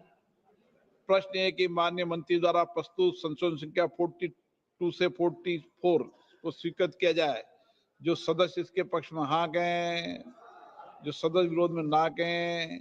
मेरे विचार में निर्णय हाँ वालों के पक्ष में, हाँ वालों के पक्ष में संशोधन स्वीकृत हुआ। प्रश्न है कि खंड 48 यथा संशोधित विधेयक का अंग बने। जो सदस्य इसके पक्ष में हाँ कहें, जो सदस्य विरोध में ना कहें। मेरे विचार में निर्णय हाँ वालों के पक्ष में, हाँ वालों के पक्ष में खंड 48 यथा संशोधित विधेयक का अंग बने। माननीय मंत्री जी, प्रस्ताव प्रस्तुत करें। I move the motion, sir. प्रश्न है कि माननीय मंत्री जी द्वारा प्रस्तुत प्रस्ताव को स्वीकृत किया जाए। जो सदस्य इसके पक्ष में हाँ कहें, जो सदस्य विरोध में ना कहें। मेरे विचार में निर्णय हाँ वालों के पक्ष में, हाँ वालों के पक्ष में प्रस्ताव स्वीकृत हुआ। माननीय मंत्री जी, अब संशोधन संख्या 45 प्रस्तुत करें। 45। Sir, I move the amendment number 45. प्रश्न है कि माननीय मंत्री द्वारा प्रस्तुत संशोधन संख्या 45 को स्वीकृत किया जाए। जो सदस्य इसके पक्ष में हाँ कहें, जो सदस्य विरोध में ना कहें। मेरे विचार में निर्णय हाँ वालों के पक्ष में, हाँ वालों के पक्ष में संशोधन स्वीकृत हुआ। प्रश्न है कि नया खंड 48A 48B विधेयक का अंग बने। जो सदस्य इसके पक्ष में हाँ कहें, जो सदस्य विरोध में ना कहें। मेरे विचार में निर्णय हाँ वालों के पक्ष में, हाँ वालों के पक्ष में नया खंड 48A 48B विधेयक में जोड़ दिया गया है। माननीय मंत्री जी, संशोधन संख्या 46। So I move the amendment number 46. प्रश्न है कि माननीय मंत्री द्वारा प्रस्तुत संशोधन संख्या 46 को स्वीकृत किया जाए। जो सदस्य इसके पक्ष में हाँ कहें, जो सदस्य विरोध में ना कहें। मेरे विचार में निर्णय हाँ वालों के पक्ष में, हाँ वालों के पक्ष में संशोधन स्वीकृत हुआ। प्रश्न है कि खंड 49 यथा संशोधित विधेयक का अंग बने। जो सदस्य इसके पक्ष में हाँ कहें, जो सदस्य विरोध में ना कहें। मेरे विचार में निर्णय हाँ वालों के पक्ष में, हाँ वालों के पक्ष में खंड 49 यथा संशोधित विधेयक का अंग बना। माननीय मंत्री जी, संशोधन संख्या 47 और 48। I move the amendment number 47 and 48. प्रश्न है कि माननीय मंत्री द्वारा प्रस्तुत संशोधन संख्या 47 और 48 को स्वीकृत किया जाए। जो सदस्य इसके पक्ष में हाँ कहें, जो सदस्य विरोध में ना कहें। मेरे विचार में निर्णय हाँ वालों के पक्ष में, हाँ वालों के पक्ष में संशोधन स्वीकृत हुआ। प्रश्न है कि खंड 50 यथा संशोधित विधेयक का अंग बने। जो सदस्य इसके पक्ष में हाँ कहें, जो सदस्य विरोध में ना कहें। मेरे विचार में निर्णय हाँ वालों के पक्ष में, हाँ वालों के पक्ष में खंड 50 यथा संशोधित विधेयक का अंग बना। माननीय मंत्री जी, अब प्रस्ताव प्रस्तुत करें। So I move the motion. प्रश्न है कि माननीय मंत्री द्वारा प्रस्तुत प्रस्ताव को स्वीकृत किया जाए। जो सदस्य इसके पक्ष में हाँ कहें, जो सदस्य विरोध में ना कहें। मेरे विचार में निर्णय हाँ वालों के पक्ष में, हाँ वालों के पक्ष में प्रस्ताव स्वीकृत हुआ। माननीय मंत्री जी, अब संशोधन संख्या 49 को प्रस्तुत करें। So I move amendment number 49. प्रश्न है कि माननीय मंत्री द्वारा प्रस्तुत संशोधन संख्या 49 को स्वीकृत किया जाए। जो सदस्य के पक्ष में हाँ कहें, जो सदस्य विरोध में ना कहें। मेरे विचार में निर्णय हाँ वालों के पक्ष में, हाँ वालों के पक्ष में वह संशोधन स्वीकृत हुआ। प्रश्न है कि नया खंड 50A विधेयक का अंग बने। जो सदस्य इसके पक्ष में हाँ कहें, जो सदस्य विरोध में ना कहें। मेरे विचार में निर्णय हाँ वालों के पक्ष में, हाँ वालों के पक्ष में नया खंड 50A विधेयक में जोड़ दिया गया है। प्रश्न है खंड 51 से 58 विधेयक का अंग बने। जो सदस्य इसके पक्ष में हाँ कहें, जो सदस्य विरोध में ना कहें। मेरे विचार में निर्णय हाँ वालों के पक्ष में, हाँ वालों के पक्ष में खंड 51 से 51 विधेयक का अंग बना।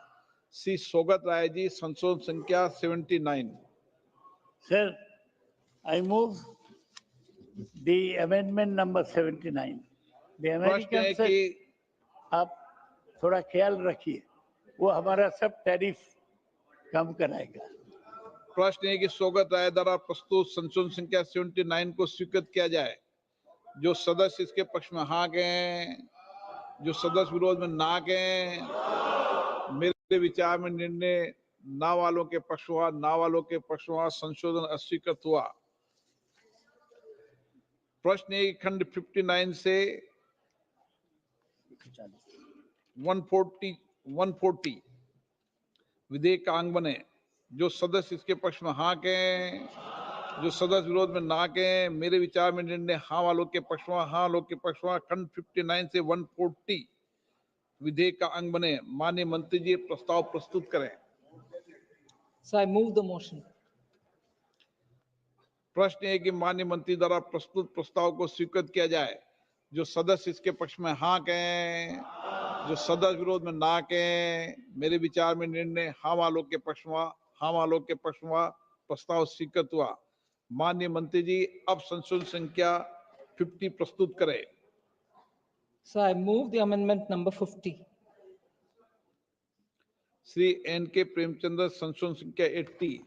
Sir, before moving the amendment, I would like to raise a very serious point of order. under Rule 219 of the Rules of Procedure and Conduct of Business in Loksabha, and under Article 110 and 117 of the Constitution of India. So the proposed amendment by the Honorable Minister by virtue of amendment number 50 is the amendment to the Finance Act and amendment to the validation of the Central Civil Service pension rules and principles of expenditure on pension and liabilities from the Consolidated Fund of India. That means this is a matter relating to the pension rules.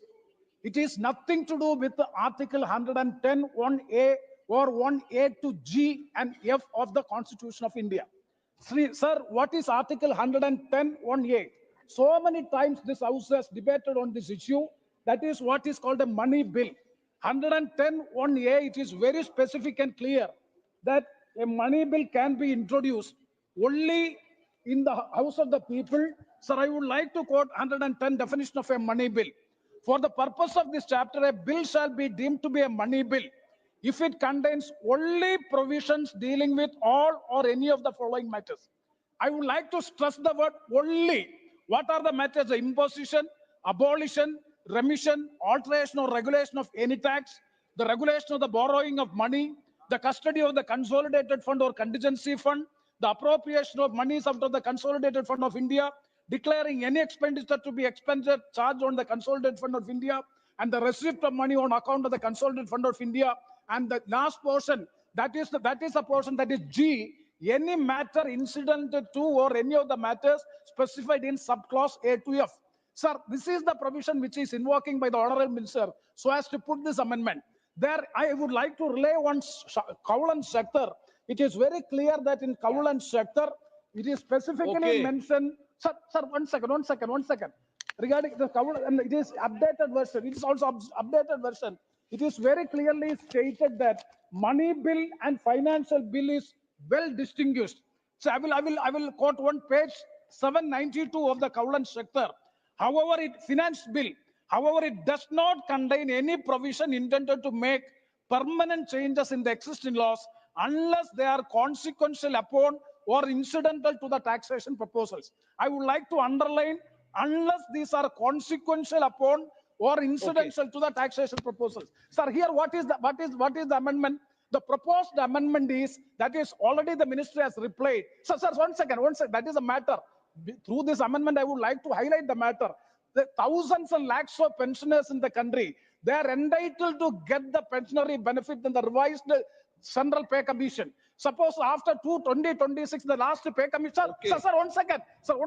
Suppose it is not being applicable to the. So my point is, sir, this is suppose if you are allowing this amendment to be incorporated in the Finance Bill 2025, the character of the money will be changing. That is not applicable. There is a Supreme Court judgment of 2019. It's very specific. So the point of order may be clarified and it may not be allowed. That is my point of order. And subsequently, I will move the amendment. N.K. Premchandra ji ने जो विषय उठाया है, rules 219 की ओर मैं ध्यान आकर्षित करना चाहता हूं। रूल्स 219 में गैर कर प्रस्तावों को शामिल करने की संभावनाओं को नकारता नहीं है। इसलिए एक वित्त विधेयक में गैर कर प्रस्तावों को भी शामिल किए जा सकते हैं। अतीत में कई बार ऐसी हो चुकी और ये परंपरा भी रही है। इसलिए मैं माननीय प्रेमचंद्र जी ने जो व्यवस्था का प्रश्न उठाया है उसको निरस्त करता हूं। प्रश्न ये कि श्री एन के प्रेमचंद्र द्वारा प्रस्तुत संशोधन संख्या 80 को स्वीकृत किया जाए। जो सदस्य इसके पक्ष में हाँ कहें, जो सदस्य विरोध में ना कहें, मेरे विचार में निर्णय ना वालों के पक्ष में ना वाला संशोधन स्वीकृत हुआ। प्रश्न माननीय मंत्री द्वारा प्रस्तुत संशोधन संख्या 50 को स्वीकृत किया जाए। जो सदस्य इसके पक्ष में हाँ कहें, जो सदस्य विरोध में ना कहें, मेरे विचार में निर्णय हाँ वालों के पक्ष में हाँ वालों के पक्ष संशोधन स्वीकृत हुआ। प्रश्न है कि नया खंड 141, 142, 143, 144, 145 विधेयक का अंग बने। जो सदस्य इसके पक्ष में हाँ कहें, जो सदस्य विरोध में ना कहें, मेरे विचार में निर्णय हाँ वालों के पक्ष में, हाँ वालों के पक्ष में खंड नया खंड 141, 142, 143, 144, 145 विधेयक में जोड़ दिया गया है। श्री एन के प्रेमचंद्र जी, संशोधन संख्या 7 से 22। Sir, there are 16 proposed amendments, 16 amendments to first schedule. Out of which I would like to make only one point. That is, Okay. sir, regarding 10% is the tax at the deduction at the source.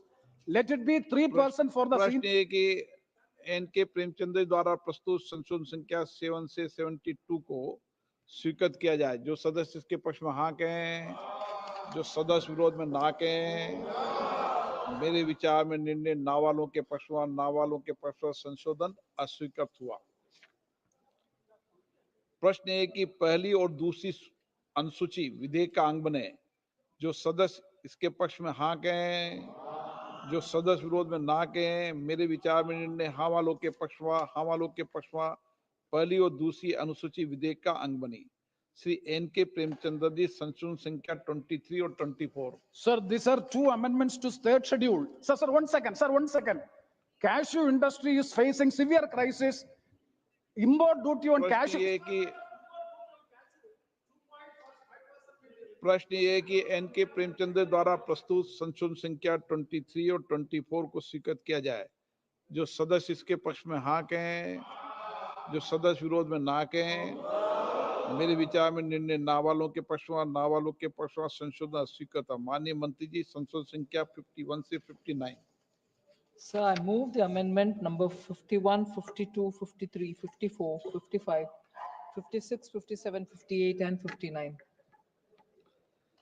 प्रश्न ये कि माननीय मंत्री द्वारा प्रस्तुत संशोधन संख्या 51 से 59 को स्वीकृत किया जाए।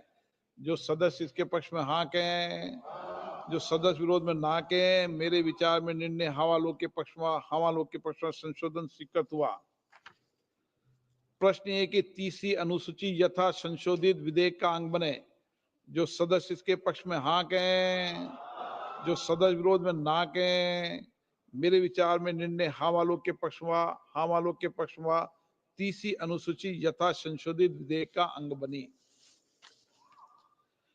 प्रश्न है कि खंड 1 अधिनियम सूत्र विधेयक का पूरा नाम विधेयक का अंग बने। जो सदस्य इसके पक्ष में हाँ कहें, जो सदस्य विरोध में ना कहें, मेरे विचार में निर्णय हाँ वालों के पक्ष में, हाँ वालों के पक्ष में खंड 1 अधिनियम सूत्र विधेयक का पूरा नाम विधेयक का अंग बने। मंत्री जी अब ये प्रस्ताव करें कि विधेयक को यथा संशोधित पारित किया जाए।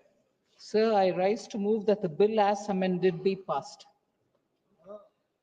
प्रश्न ये है कि यथा संशोधित विधेयक को पारित किया जाए। जो सदस्य इसके पक्ष में हाँ कहें, जो सदस्य विरोध में ना कहें, मेरे विचार में निर्णय हाँ वालों के पक्ष में, हाँ वालों के पक्ष में प्रस्ताव स्वीकृत हुआ और विधेयक यथा संशोधित पारित हुआ। माननीय सदस्यगण, जैसा कि आपको विदित है कि इस विधेयक में कई नए खंड जोड़े गए हैं, इसलिए मैं निर्देश देता हूं कि परवर्ती खंडों तथा उपखंडों का तदनुसार पुनः क्रमांकन कर लिया जाए और जहां जहां अपेक्षित हो विधेयक में परिणामी परिवर्तन कर लिए जाएं।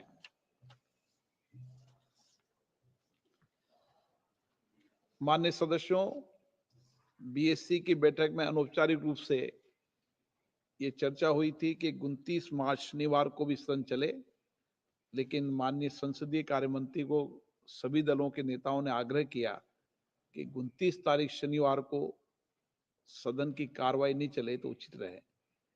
सभी दलों के आग्रह पर 29 मार्च शनिवार को सदन की कार्रवाई जो पूर्व में जिसका बुलेटिन जारी किया था वह निरस्त कर दी गई है। 29 तारीख को सदन की कार्रवाई शनिवार को नहीं होगी।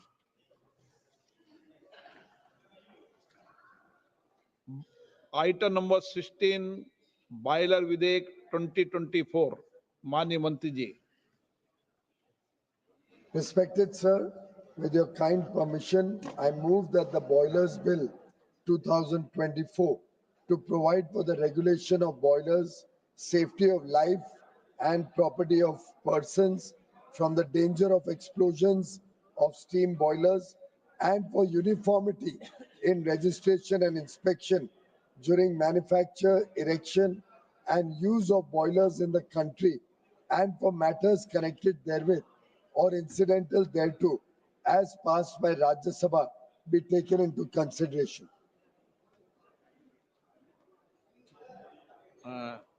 श्री कल्याण काले हैं? यस। माइक चालू।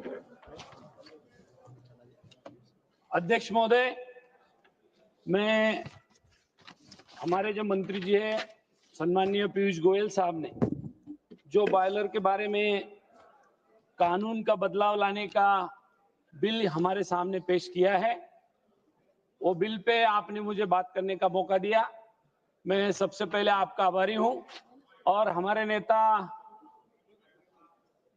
आदरणीय राहुल गांधी जी का भी मैं आभार व्यक्त करता हूं। सबसे पहले तो एक बात अच्छी है कि द इंडियन बॉयलर एक्ट 1923 का इतना पुराना एक्ट हमारे देश में आज तक चल रहा था और आपने ये बदलने का प्रयास किया। मैं पहले तो आपको धन्यवाद भी दूंगा, लेकिन वो धन्यवाद देते देते उसके अंदर जो कमियां हैं उसके बारे में मैं आपके सामने कुछ बात बताना चाहूंगा। जबकि बॉयलर बिल जो है ये किस लिए हम ये कानून बनाते हैं या ये विधेयक क्यों लाया है, जिस कानून के अंदर 8 अगस्त में राज्यसभा में ये दाखिल किया था, आज अब लोकसभा में भी आया है और वो विधेयक के अंदर आपने कुछ बातें की तो जरूर है, लेकिन कुछ बातों में कोई अस्पष्टता है जिसपे लेकर के मैं आपके सामने कुछ बात रखूंगा कि जिसमें औद्योगिक क्षेत्र में खास तौर से बॉयलर की इंस्टॉलेशन सिस्टम बिठाने का काम होता है और उसको कानून के दायरे में लाया जाए, उसकी सेफ्टी के बारे में सोचा जाए और वो फैक्ट्री के सेफ्टी के बारे में, कानून के बारे में उसकी सर्टिफिकेशन रेगुलर होते जाए। इसलिए उसका रिन्यूअल होता है क्या, वो रिन्यूअल होने वाला है क्या, कितने दिन में होने वाला है, इसकी कुछ अस्पष्टता इस मुद्दे में है। मैं जरूर आपको आगे के उस मुद्दे के बारे में आगे बताना चाहूंगा। जो मुद्दे हैं सुरक्षा के वो लेकर के कुछ अस्पष्टता मैं आपके सामने उस कानून में बताना चाहूंगा।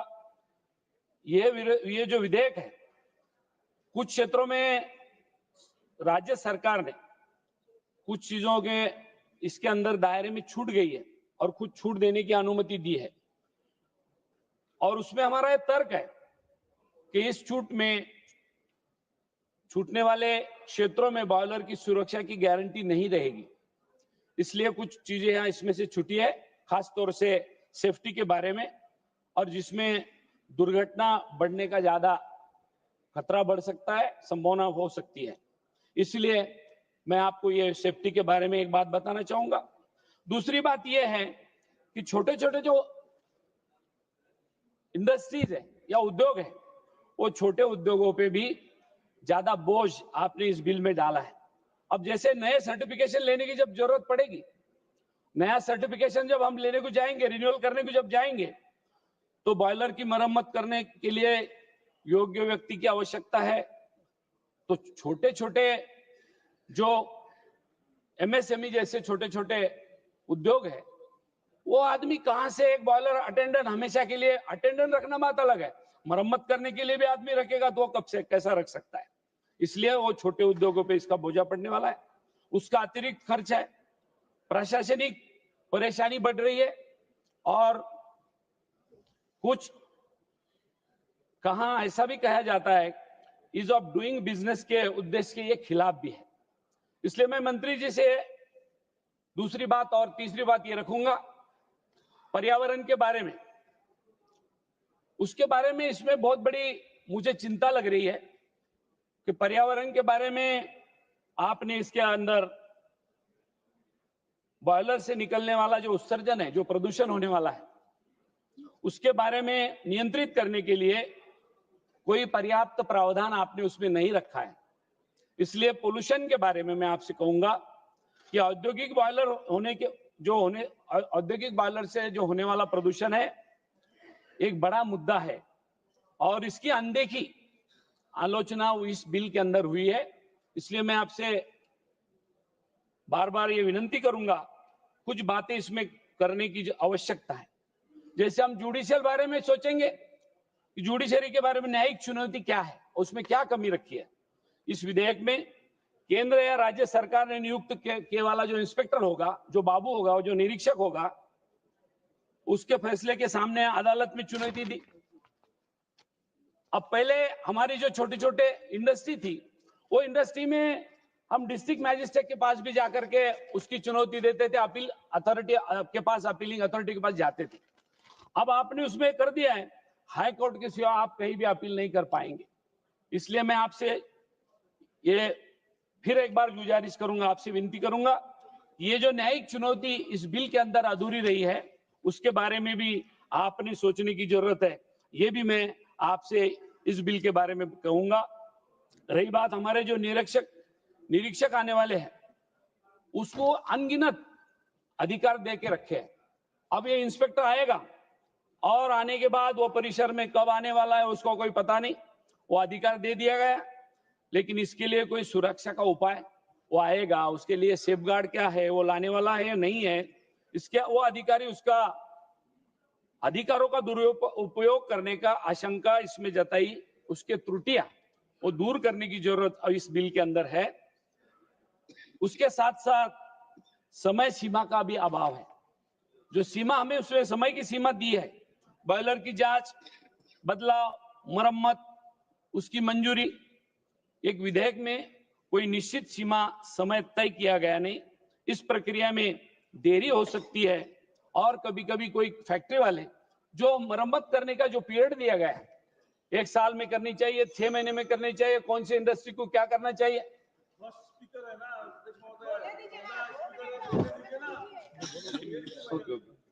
तो मैं ये कहना चाहूंगा अध्यक्ष महाराज कि ये जो समय सीमा का जो अभाव है, उसके बारे में यदि अनदेखी की गई तो कोई इंडस्ट्री 6 महीने में उसका रिन्यूअल करना चाहिए या 12 महीने में करना चाहिए, उसकी कोई ये नहीं रहेगी। इसलिए मैं वो भी त्रुटियां इसके अंदर है, वो मंत्री जी से बताना चाहूंगा। दूसरे साथ साथ कुछ राज्यों ने क्या किया है, सेल्फ रिन्यूअल का, एक सेल्फ सर्टिफिकेशन का एक हमारे प्रावधान अपने अपने राज्यों में दिया गया है, वो अनुमति दी है। लेकिन इस विधेयक के अंदर उसको बढ़ावा नहीं दिया। सारे प्रशासनिक अधिकार प्रक्रिया आसान होने के बजाय जटिल हो रही है। इसलिए मैं आपसे ये भी बात कहूंगा कि यदि वो प्रावधान रखा जाए कि वो सेल्फ सर्टिफिकेशन भी किया जाए, वो यदि हो जाता है और जस्ट उसकी एक विजिट हो जाए हमारे बाबू की या इंस्पेक्टर की, तो हमारा काम आसान हो जाएगा। उसके साथ साथ मैं ये भी कहूंगा कि सुरक्षा प्रावधानों की भी कुछ अपर्याप्त उस बिल में लग रहा है। विधेयक में बॉयलर के अंदर काम करने वाले लोगों के सुरक्षा के बारे में जो प्रावधान चाहिए, इसीलिए बिल है, लेकिन इन्हें कैसा लागू किया जाए इसके बारे में कोई स्पष्टता है, कोई स्पष्टता नहीं है। इसलिए उदाहरण के लिए मैं योग्य और सक्षम व्यक्ति की परिभाषा और उनके परीक्षण का विवरण नहीं है। कौन सा आदमी रहेगा, क्या टैलेंट उसका रहेगा, क्या वो लिखाई पढ़ाई करके आने वाला रहेगा, उसके बारे में कोई प्रावधान करके रखा नहीं है। ये भी एक बात है। उसके साथ साथ क्षेत्रीय विविधता पर ध्यान नहीं दिया है। जैसे भारत में अलग अलग क्षेत्र में जलवायु है, औद्योगिक जरूरतें हैं, संसाधन है, अलग अलग जगह ये विधेयक इन विविधताओं के ध्यान में नहीं रखता है। ये कुछ जगहों पर अव्यवहारिक हो सकता है। कोई जगह जैसे हमारे महाराष्ट्र में शुगर फैक्ट्री है, उसके अंदर अलग चीज है। ऐसे कुछ अलग अलग इंडस्ट्री के अंदर अलग अलग कुछ कानून उसके अंदर आने चाहिए थे, वो उसमें नहीं है। आखिरी पे आता हूं मैं, जिसमें जुर्माना असमानता है। जुर्माना जब कोई एखादा इंडस्ट्रियलिस्ट उसके अंदर रिन्यूअल करते समय या फैक्ट्री एक्सीडेंट में कुछ आरोपी या दोषी पाया गया, तो उसके बाद भी उसको क्या जुर्माना लगाना चाहिए। अगर कोई छोटी गलती हो, एमएसएमई का यूनिट हो और वो यूनिट के अंदर, तो छोटा जुर्माना लगाने का उसमें प्रावधान नहीं, सख्त से सख्त, बड़ा से बड़ा जुर्माना। कोई करोड़पति फैक्ट्री वाला हो उसको भी उतना ही जुर्माना, और छोटा एमएसएमई वाला भी उसको भी उतना ही जुर्माना। ये भी उसके अंदर उसका कोई प्रावधान किया गया नहीं है, ये अन्यायकारक हो सकता है। इसलिए उसके अंदर जुर्माने के बारे में भी उस कानून में स्वीकार्यता कम लग रही है, उसमें बताना, वो बड़ा अमेंडमेंट करना जरूरी है। अब उसके साथ साथ मैं एक बात और जाते जाते कहूंगा अध्यक्ष महोदय, बॉयलर बिल 2025 अगर औद्योगिक बॉयलर से संबंधित है तो इसे छोटे उद्योग, पर्यावरणवादी और श्रमिकों के विरोध का सामना करना पड़ सकता है। इसकी कमियां को दूर करने के लिए सरकार को स्पष्ट नियम, व्यावहारिक कार्यान्वयन और सभी पक्षों से चर्चा की जरूरत है, ऐसे मुझे लगता है अध्यक्ष महोदय। इसलिए मैं आपके माध्यम से मंत्री जी से ये कहूंगा, अगर आपको इस विधेयक की किसी खास पहलू जैसे नियम, प्रभाव, उद्देश्य के लिए बारे में और जानने के हेतु कुछ काम हमें भी बताए, हमें भी हमारी मदद मांगे, तो हम लोग कर सकते हैं। तो मैं आपसे ये विनंती करूंगा कि ये बिल को अभी कुछ दिन के लिए रोका जाए और उसमें सारे पार्टियों के सांसद का कुछ उनका राय लिया जाए और उसके बाद ये विधेयक लाया जाए। ऐसा मैं आपसे अध्यक्ष के माध्यम से मंत्री जी से विनती करूंगा और फिर एक बार आपको धन्यवाद देता हूं। धन्यवाद। जय हिंद, जय महाराष्ट्र।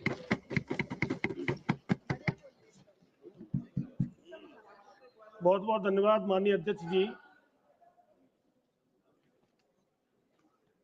मैं सदन में आपके माध्यम से बॉयलर अधिनियम 2024 पर अपने विचार व्यक्त करने के लिए खड़ा हुआ हूं। माननीय अध्यक्ष जी, 1923 से चलकर आज 2025 हो गई। जब अंग्रेजों का शासन हुआ करता था तो औद्योगिक क्रांति के अवसर पर 1923 में यह अधिनियम लाया गया। अब वर्तमान में और 100 वर्ष में, पूरा एक दशक बीत गया, 100 वर्ष से ज्यादा हो गए, तो यह आवश्यकता थी कि अनेक प्रकार के ऐसे नियम जो अवांछनीय हैं उनको दूर किया जाए और वर्तमान परिस्थितियों को देखते हुए श्रमिकों के हित में, उद्योग के हित में, व्यापारी के हित में, संपत्तियों के हित में एक नया अधिनियम लाया जाए।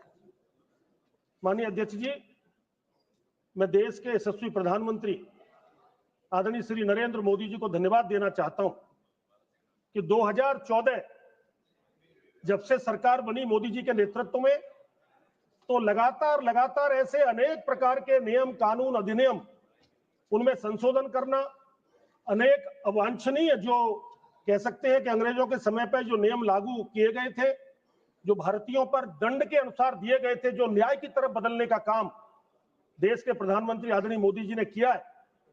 और उसी के अंतर्गत 2 अगस्त 2024 को माननीय प्रधानमंत्री आदरणीय मोदी जी की जो कैबिनेट की बैठक हुई, उसमें यह निर्णय लिया गया कि बॉयलर अधिनियम के लिए हमको आगे बढ़ना चाहिए। माननीय अध्यक्ष जी, उसके बाद हमारे मिनिस्टर साहब पीयूष गोयल जी ने राज्यसभा में इस विधेयक को रखा अगस्त में, और दिसंबर में ये राज्यसभा से पारित किया गया। माननीय अध्यक्ष जी, ये जो अधिनियम है ये बहुत आवश्यक है। श्रमिकों की सुरक्षा ये मोदी जी की सरकार की सर्वोच्च प्राथमिकता है। आप देखते हैं कि जो हमारे बॉयलर सिस्टम्स में, चाहे वो ऊर्जा के क्षेत्र में हो, चाहे रसायन के क्षेत्र में हो, चाहे खाद्य प्रसंस्करण के क्षेत्र में हो, अनेक क्षेत्रों में इस्पात और पेट्रोकेमिकल्स, इसमें इनकी आवश्यकताएं पड़ती हैं। अनेक प्रकार के विस्फोट हो जाते हैं, अनेक दुर्घटनाएं घटती हैं, तो इसलिए एक नया अधिनियम लाना, मैं इसके लिए सरकार को धन्यवाद देना चाहता हूं। माननीय अध्यक्ष जी, जब सुरक्षा की बात आती है तो आप जानते हैं कि जब श्रमिक कोई जाता है काम करने तो उसकी सुरक्षा पहली प्राथमिकता है। श्रमिक हमारा सुरक्षित रहे, और जो बॉयलर्स के लिए जो टेक्निकल टीम होनी चाहिए जिसको वो मरम्मत भी कर सके, उसके लिए योग्य हो, सुयोग्य हो, सक्षम हो, यह भी जरूरी है कि समय समय पर हम उसका निरीक्षण भी कर सकें। और उसके लिए आवश्यक है कि एक नया रजिस्ट्रेशन हो और हर वर्ष का रजिस्ट्रेशन होना चाहिए, उसको रिन्यूअल होते रहना चाहिए, जिससे लगातार लगातार उसको ये दृष्टि बनी रहेगी कि आज हमारे बॉयलर की स्थिति क्या है। माननीय अध्यक्ष जी, मैं यही कहना चाहता हूं कि जो बॉयलर के विस्फोट पहले हुआ करते थे, इस अधिनियम के लागू होने के बाद, लोकसभा में पारित होने के बाद, उनमें निश्चित रूप से आने वाले समय में कमी आएगी। माननीय अध्यक्ष जी, ये जो पुराने मानकों के आधार पर जो अधिनियम चल रहे थे, इसमें परिवर्तन की आवश्यकता है।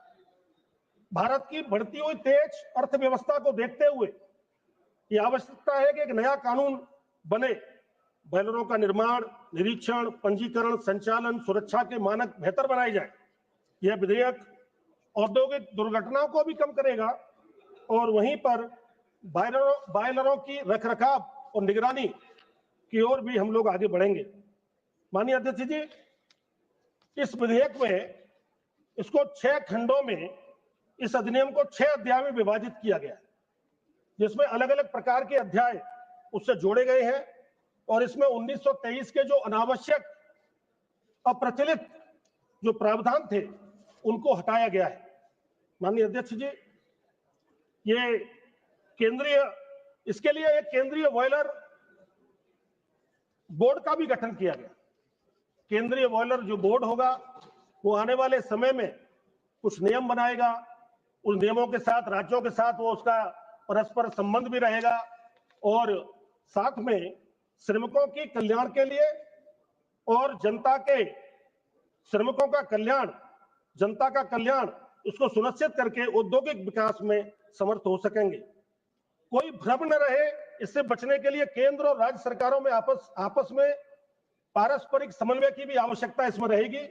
जो हमारा केंद्रीय बॉयलर बोर्ड बनेगा वो उसकी देखरेख की व्यवस्था करेगा। माननीय अध्यक्ष जी, इसमें वर्तमान कानून में 7 अपराधों में से 3 को अपराध मुक्त किया गया है, जो कि देश में बॉयलरों की गुणवत्ता और सुरक्षा से संबंधित नियमों में एक रूपता बनी रहेगी। माननीय अध्यक्ष जी, हालांकि देखने में आता है कि कई बार अनेक प्रकार की घटनाएं घट जाती हैं, विस्फोट भी हो जाते हैं, लेकिन उसके लिए आवश्यक है कि जो गंभीर दुर्घटनाओं से बचने के लिए ये कानून लाना बहुत आवश्यक था। इसके लिए मैं देश के प्रधानमंत्री आदरणीय मोदी जी को हृदय से धन्यवाद देना चाहता हूं कि उद्योग क्षेत्र के लिए, व्यापारियों के लिए, श्रमिकों के हित के लिए ये कानून लेकर के आए हैं। माननीय अध्यक्ष जी, इसके अंतर्गत यह भी है कि जो निर्णय किया गया था कि जन विश्वास अधिनियम 2023 के अंतर्गत एक सुधारों का हिस्सा है, जिससे व्यापार करने में आसानी होगी, ईज ऑफ डूइंग बिजनेस को बढ़ावा मिलेगा। माननीय अध्यक्ष जी, आधुनिक निरीक्षण प्रणाली के अंतर्गत बॉयलरों के पंजीकरण प्रक्रिया को डिजिटाइज किया जाएगा, जिससे तेजी से निरीक्षण और प्रमाणित किया जा सकेगा। इसके अंदर सेल्फ सर्टिफिकेशन की भी व्यवस्था की गई और इसमें थर्ड पार्टी इंस्पेक्शन की भी व्यवस्था की अनुमति होगी, जिससे व्यवसायियों को बेवजह लाल फीताशाही से बचाया जा सकेगा। माननीय अध्यक्ष जी, ईज ऑफ डूइंग बिजनेस के लिए इस विधेयक में व्यापार को आसान बनाने के लिए अनावश्यक प्रक्रियाओं को हटाने का प्रावधान किया गया है। वहीं पर छोटे और मध्यम उद्यमों, एमएसएमई को सरल लाइसेंसिंग और निरीक्षण प्रक्रिया के माध्यम से लाभ मिलेगा। माननीय अध्यक्ष जी, विधेयक औद्योगिक निवेश को आकर्षित करेगा और नए उद्योगों को स्थापना को प्रोत्साहित करेगा। अध्यक्ष जी, इसमें मैं ये जोड़ना चाहता हूं कि आज भारत की पहचान पूरी दुनिया में बढ़ी है। दुनिया भर के इन्वेस्टर भारत में आए, उसके लिए आवश्यक है कि नई टेक्नोलॉजी, नई व्यवस्था, नई सुरक्षा के इंतजाम उनके अनुसार जो वो चाहते हैं वो उनको भारत में मिलने चाहिए। तो ये सारे प्रावधान हमारे इस बिल में माननीय प्रधानमंत्री जी के नेतृत्व में जो बिल हमारे मंत्री आदरणीय पीयूष गोयल जी ने पेश किया है, उसमें सभी इसके अंतर्गत निहित है। माननीय अध्यक्ष जी, बॉयलरों की सुरक्षा और संरचना के जुड़े होने के लिए मैं पहले भी आपसे चर्चा कर चुका हूं कि इसकी संरचना, संचालन, रखरखाव और निरीक्षण से संबंधित नए दिशा निर्देश तैयार किए गए हैं, जो श्रमिकों की भी सुरक्षा करेंगे, संपत्तियों की भी सुरक्षा करेंगे। क्योंकि जब बॉयलर में विस्फोट होता है तो श्रमिकों की भी जान चली जाती है और अनेक संपत्तियां भी विस्फोट के कारण ध्वस्त हो जाती हैं। अध्यक्ष जी, इसमें राज्य सरकारों को छूट भी दी गई है। राज्य सरकार अपनी परिस्थितियों के अनुसार इसमें कुछ अदला बदली कर सकते हैं, कुछ सुझाव दे सकते हैं, कुछ परिवर्तन कर सकते हैं, कुछ इमरजेंसी हो सकती है, तो उसके अनुसार राज्य सरकार को भी विशेष परिस्थितियों में बॉयलर अधिनियम 2024 में उनको कुछ अधिकार दिए गए। माननीय अध्यक्ष जी, इनसे राज्यों को अपनी औद्योगिक नीतियों के अनुसार निर्णय लेने में भी स्वतंत्रता मिलेगी। माननीय अध्यक्ष जी, औद्योगिक सुरक्षा में वृद्धि होगी, व्यापारिक प्रक्रिया में सुधार होगा, विदेशी निवेश को बढ़ावा मिलेगा। जो मैं अभी चर्चा कर रहा था कि जब विदेशी निवेशक आएंगे और उनके अनुसार हमारी व्यवस्थाएं होंगी जो वो चाहते हैं, तो निश्चित रूप से विदेशी निवेश भी आएगा, इससे रोजगार भी मिलेगा, हमारे नौजवानों को आगे बढ़ने का मौका भी मिलेगा। तो ये जो देश के प्रधानमंत्री जी ने लगातार इस क्षेत्र में काम किया है, मैं कह सकता हूं सदन में कि 100 वर्ष के दौरान कांग्रेस पार्टी का शासन लंबे समय तक रहा, लेकिन 1923 के बाद केवल 2007 में कुछ संशोधन उन्होंने किया था जो पर्याप्त नहीं था। उससे इस क्षेत्र में हम आगे नहीं बढ़ सकते थे। अब दिक्कत क्या है कि कांग्रेस पार्टी भी कभी अंग्रेजों ने बनाई थी और अंग्रेजों के बनाए नियम ही 1923 से चले आ रहे हैं, तो इसलिए कांग्रेस पार्टी ने कभी इस पर ध्यान देने की कोशिश नहीं की। लंबे समय के शासनकाल में वो बस देखते रहे और संशोधन किए भी उन्होंने तो अपने लाभ के लिए संशोधन किए, कभी देश के लाभ के लिए, जनता के लाभ के लिए, व्यापारियों के लाभ के लिए, नौजवानों के भविष्य के लिए कभी उन्होंने संशोधन इस पार्लियामेंट के अंदर खड़े होकर नहीं किए। माननीय अध्यक्ष जी, एमएसएमई सेक्टर, क्योंकि आज भारत में सबसे तेज गति से एमएसएमई सेक्टर का क्षेत्र आगे बढ़ रहा है, वहां रोजगार भी लोगों को मिल रहे हैं, हमारे नए स्टार्टअप भी लोग शुरू कर रहे हैं, सरकार उसके लिए बड़ी व्यवस्थाएं कर रही है, उनके आर्थिक क्षेत्र में मदद कर रही है। और अभी हमारे बजट के दौरान भी हमारी फाइनेंस मिनिस्टर आदरणीय निर्मला सीतारमन जी ने भी पीएम श्री नरेंद्र मोदी जी के नेतृत्व में अनेक सारी घोषणाएं बजट के माध्यम से की हैं, तो उससे भी हमें आने वाले समय में लाभ मिलेगा। ये जो ऊर्जा का उत्पादन हमारा होता है उसके क्षेत्र में भी माननीय अध्यक्ष जी, इसमें चाहे बिजली के उत्पादन के संयंत्र हो, इस्पात उद्योग हो, खाद्य प्रसंस्करण इकाइयां हो, केमिकल, रसायन और अन्य जो बॉयलर के आधारित उद्योग हैं, उनमें तेजी से विकास होगा, रोजगार के अवसर भी बढ़ेंगे और भारत की अर्थव्यवस्था भी और तेजी से मजबूत होगी। माननीय अध्यक्ष जी, मैं ये बात ठीक है कि जब हम कोई नियम और कानून लागू करती है सरकार, तो चुनौतियां भी कुछ आती हैं, उसके लिए भी लोगों के सुझाव आते हैं और सकारात्मक सुझावों को सरकार हमेशा मानती भी है। ऐसा नहीं है कि सकारात्मक सुझाव आए और सरकार न माने, उसके लिए माननीय मंत्री जी यहाँ बैठे, तो निश्चित रूप से इसमें इसके विधेयक के प्रभावी कार्यान्वयन की आवश्यकता रहेगी कि प्रभावी कार्यान्वयन इसका हो जाए, समय पर हो जाए। और जहां तक मेरी जानकारी में है कि विधेयक में यह व्यवस्था है कि 3 वर्ष तक केंद्र की सरकार अपने द्वारा इसमें सामंजस्य बिठा के इसको कार्यान्वयन करने की व्यवस्था भी करेगी। माननीय अध्यक्ष जी, सख्त निगरानी प्रणाली की भी आवश्यकता है, यह जीवन से जुड़ा हुआ विषय भी है। यहां पर यह भी नहीं किया जा सकता कि पूरी स्वतंत्रता दे दी जाए, मैं किसी पर टिप्पणी नहीं करूंगा, लेकिन यह जरूर कहूंगा कि निगरानी बहुत आवश्यक है। सक्षम व्यक्ति मरम्मत कर सके, रेगुलरली उसको चेक किया जाए और इसके लिए प्रदेशों को अधिकार दिया गया है कि वो अपने निरीक्षक तय कर सकते हैं, उनके जो निरीक्षक होंगे वो उसकी देखरेख करेंगे, समय समय पर बीच में जाएंगे, तो वो भी रिपोर्ट आना जरूरी है। तो निरीक्षण की प्रणाली में बस यही है कि इसमें किसी भी प्रकार का जो निरीक्षकों के द्वारा एक करप्शन कई बार देखने को अनेक प्रकार का मिलता है, तो ये मुझे लगता है कि स्टेट गवर्नमेंट और वहां के टीम के द्वारा ये होगा कि भाई वो उसको निरीक्षण को प्रभावी रूप से देख सके, केंद्र और राज्य के बीच में इसमें सामंजस्य हो सके। मैं बस अंतिम कुछ बातें कह के आपको अपनी बात को पूरी करूंगा। केंद्र का और राज्यों का सामंजस्य भी महत्वपूर्ण है और साथ में जो केंद्रीय बॉयलर बोर्ड जो बन रहा है वो पूरे अभी आने वाले समय में बहुत सारी चीजें आपके समक्ष में रखेगा भी।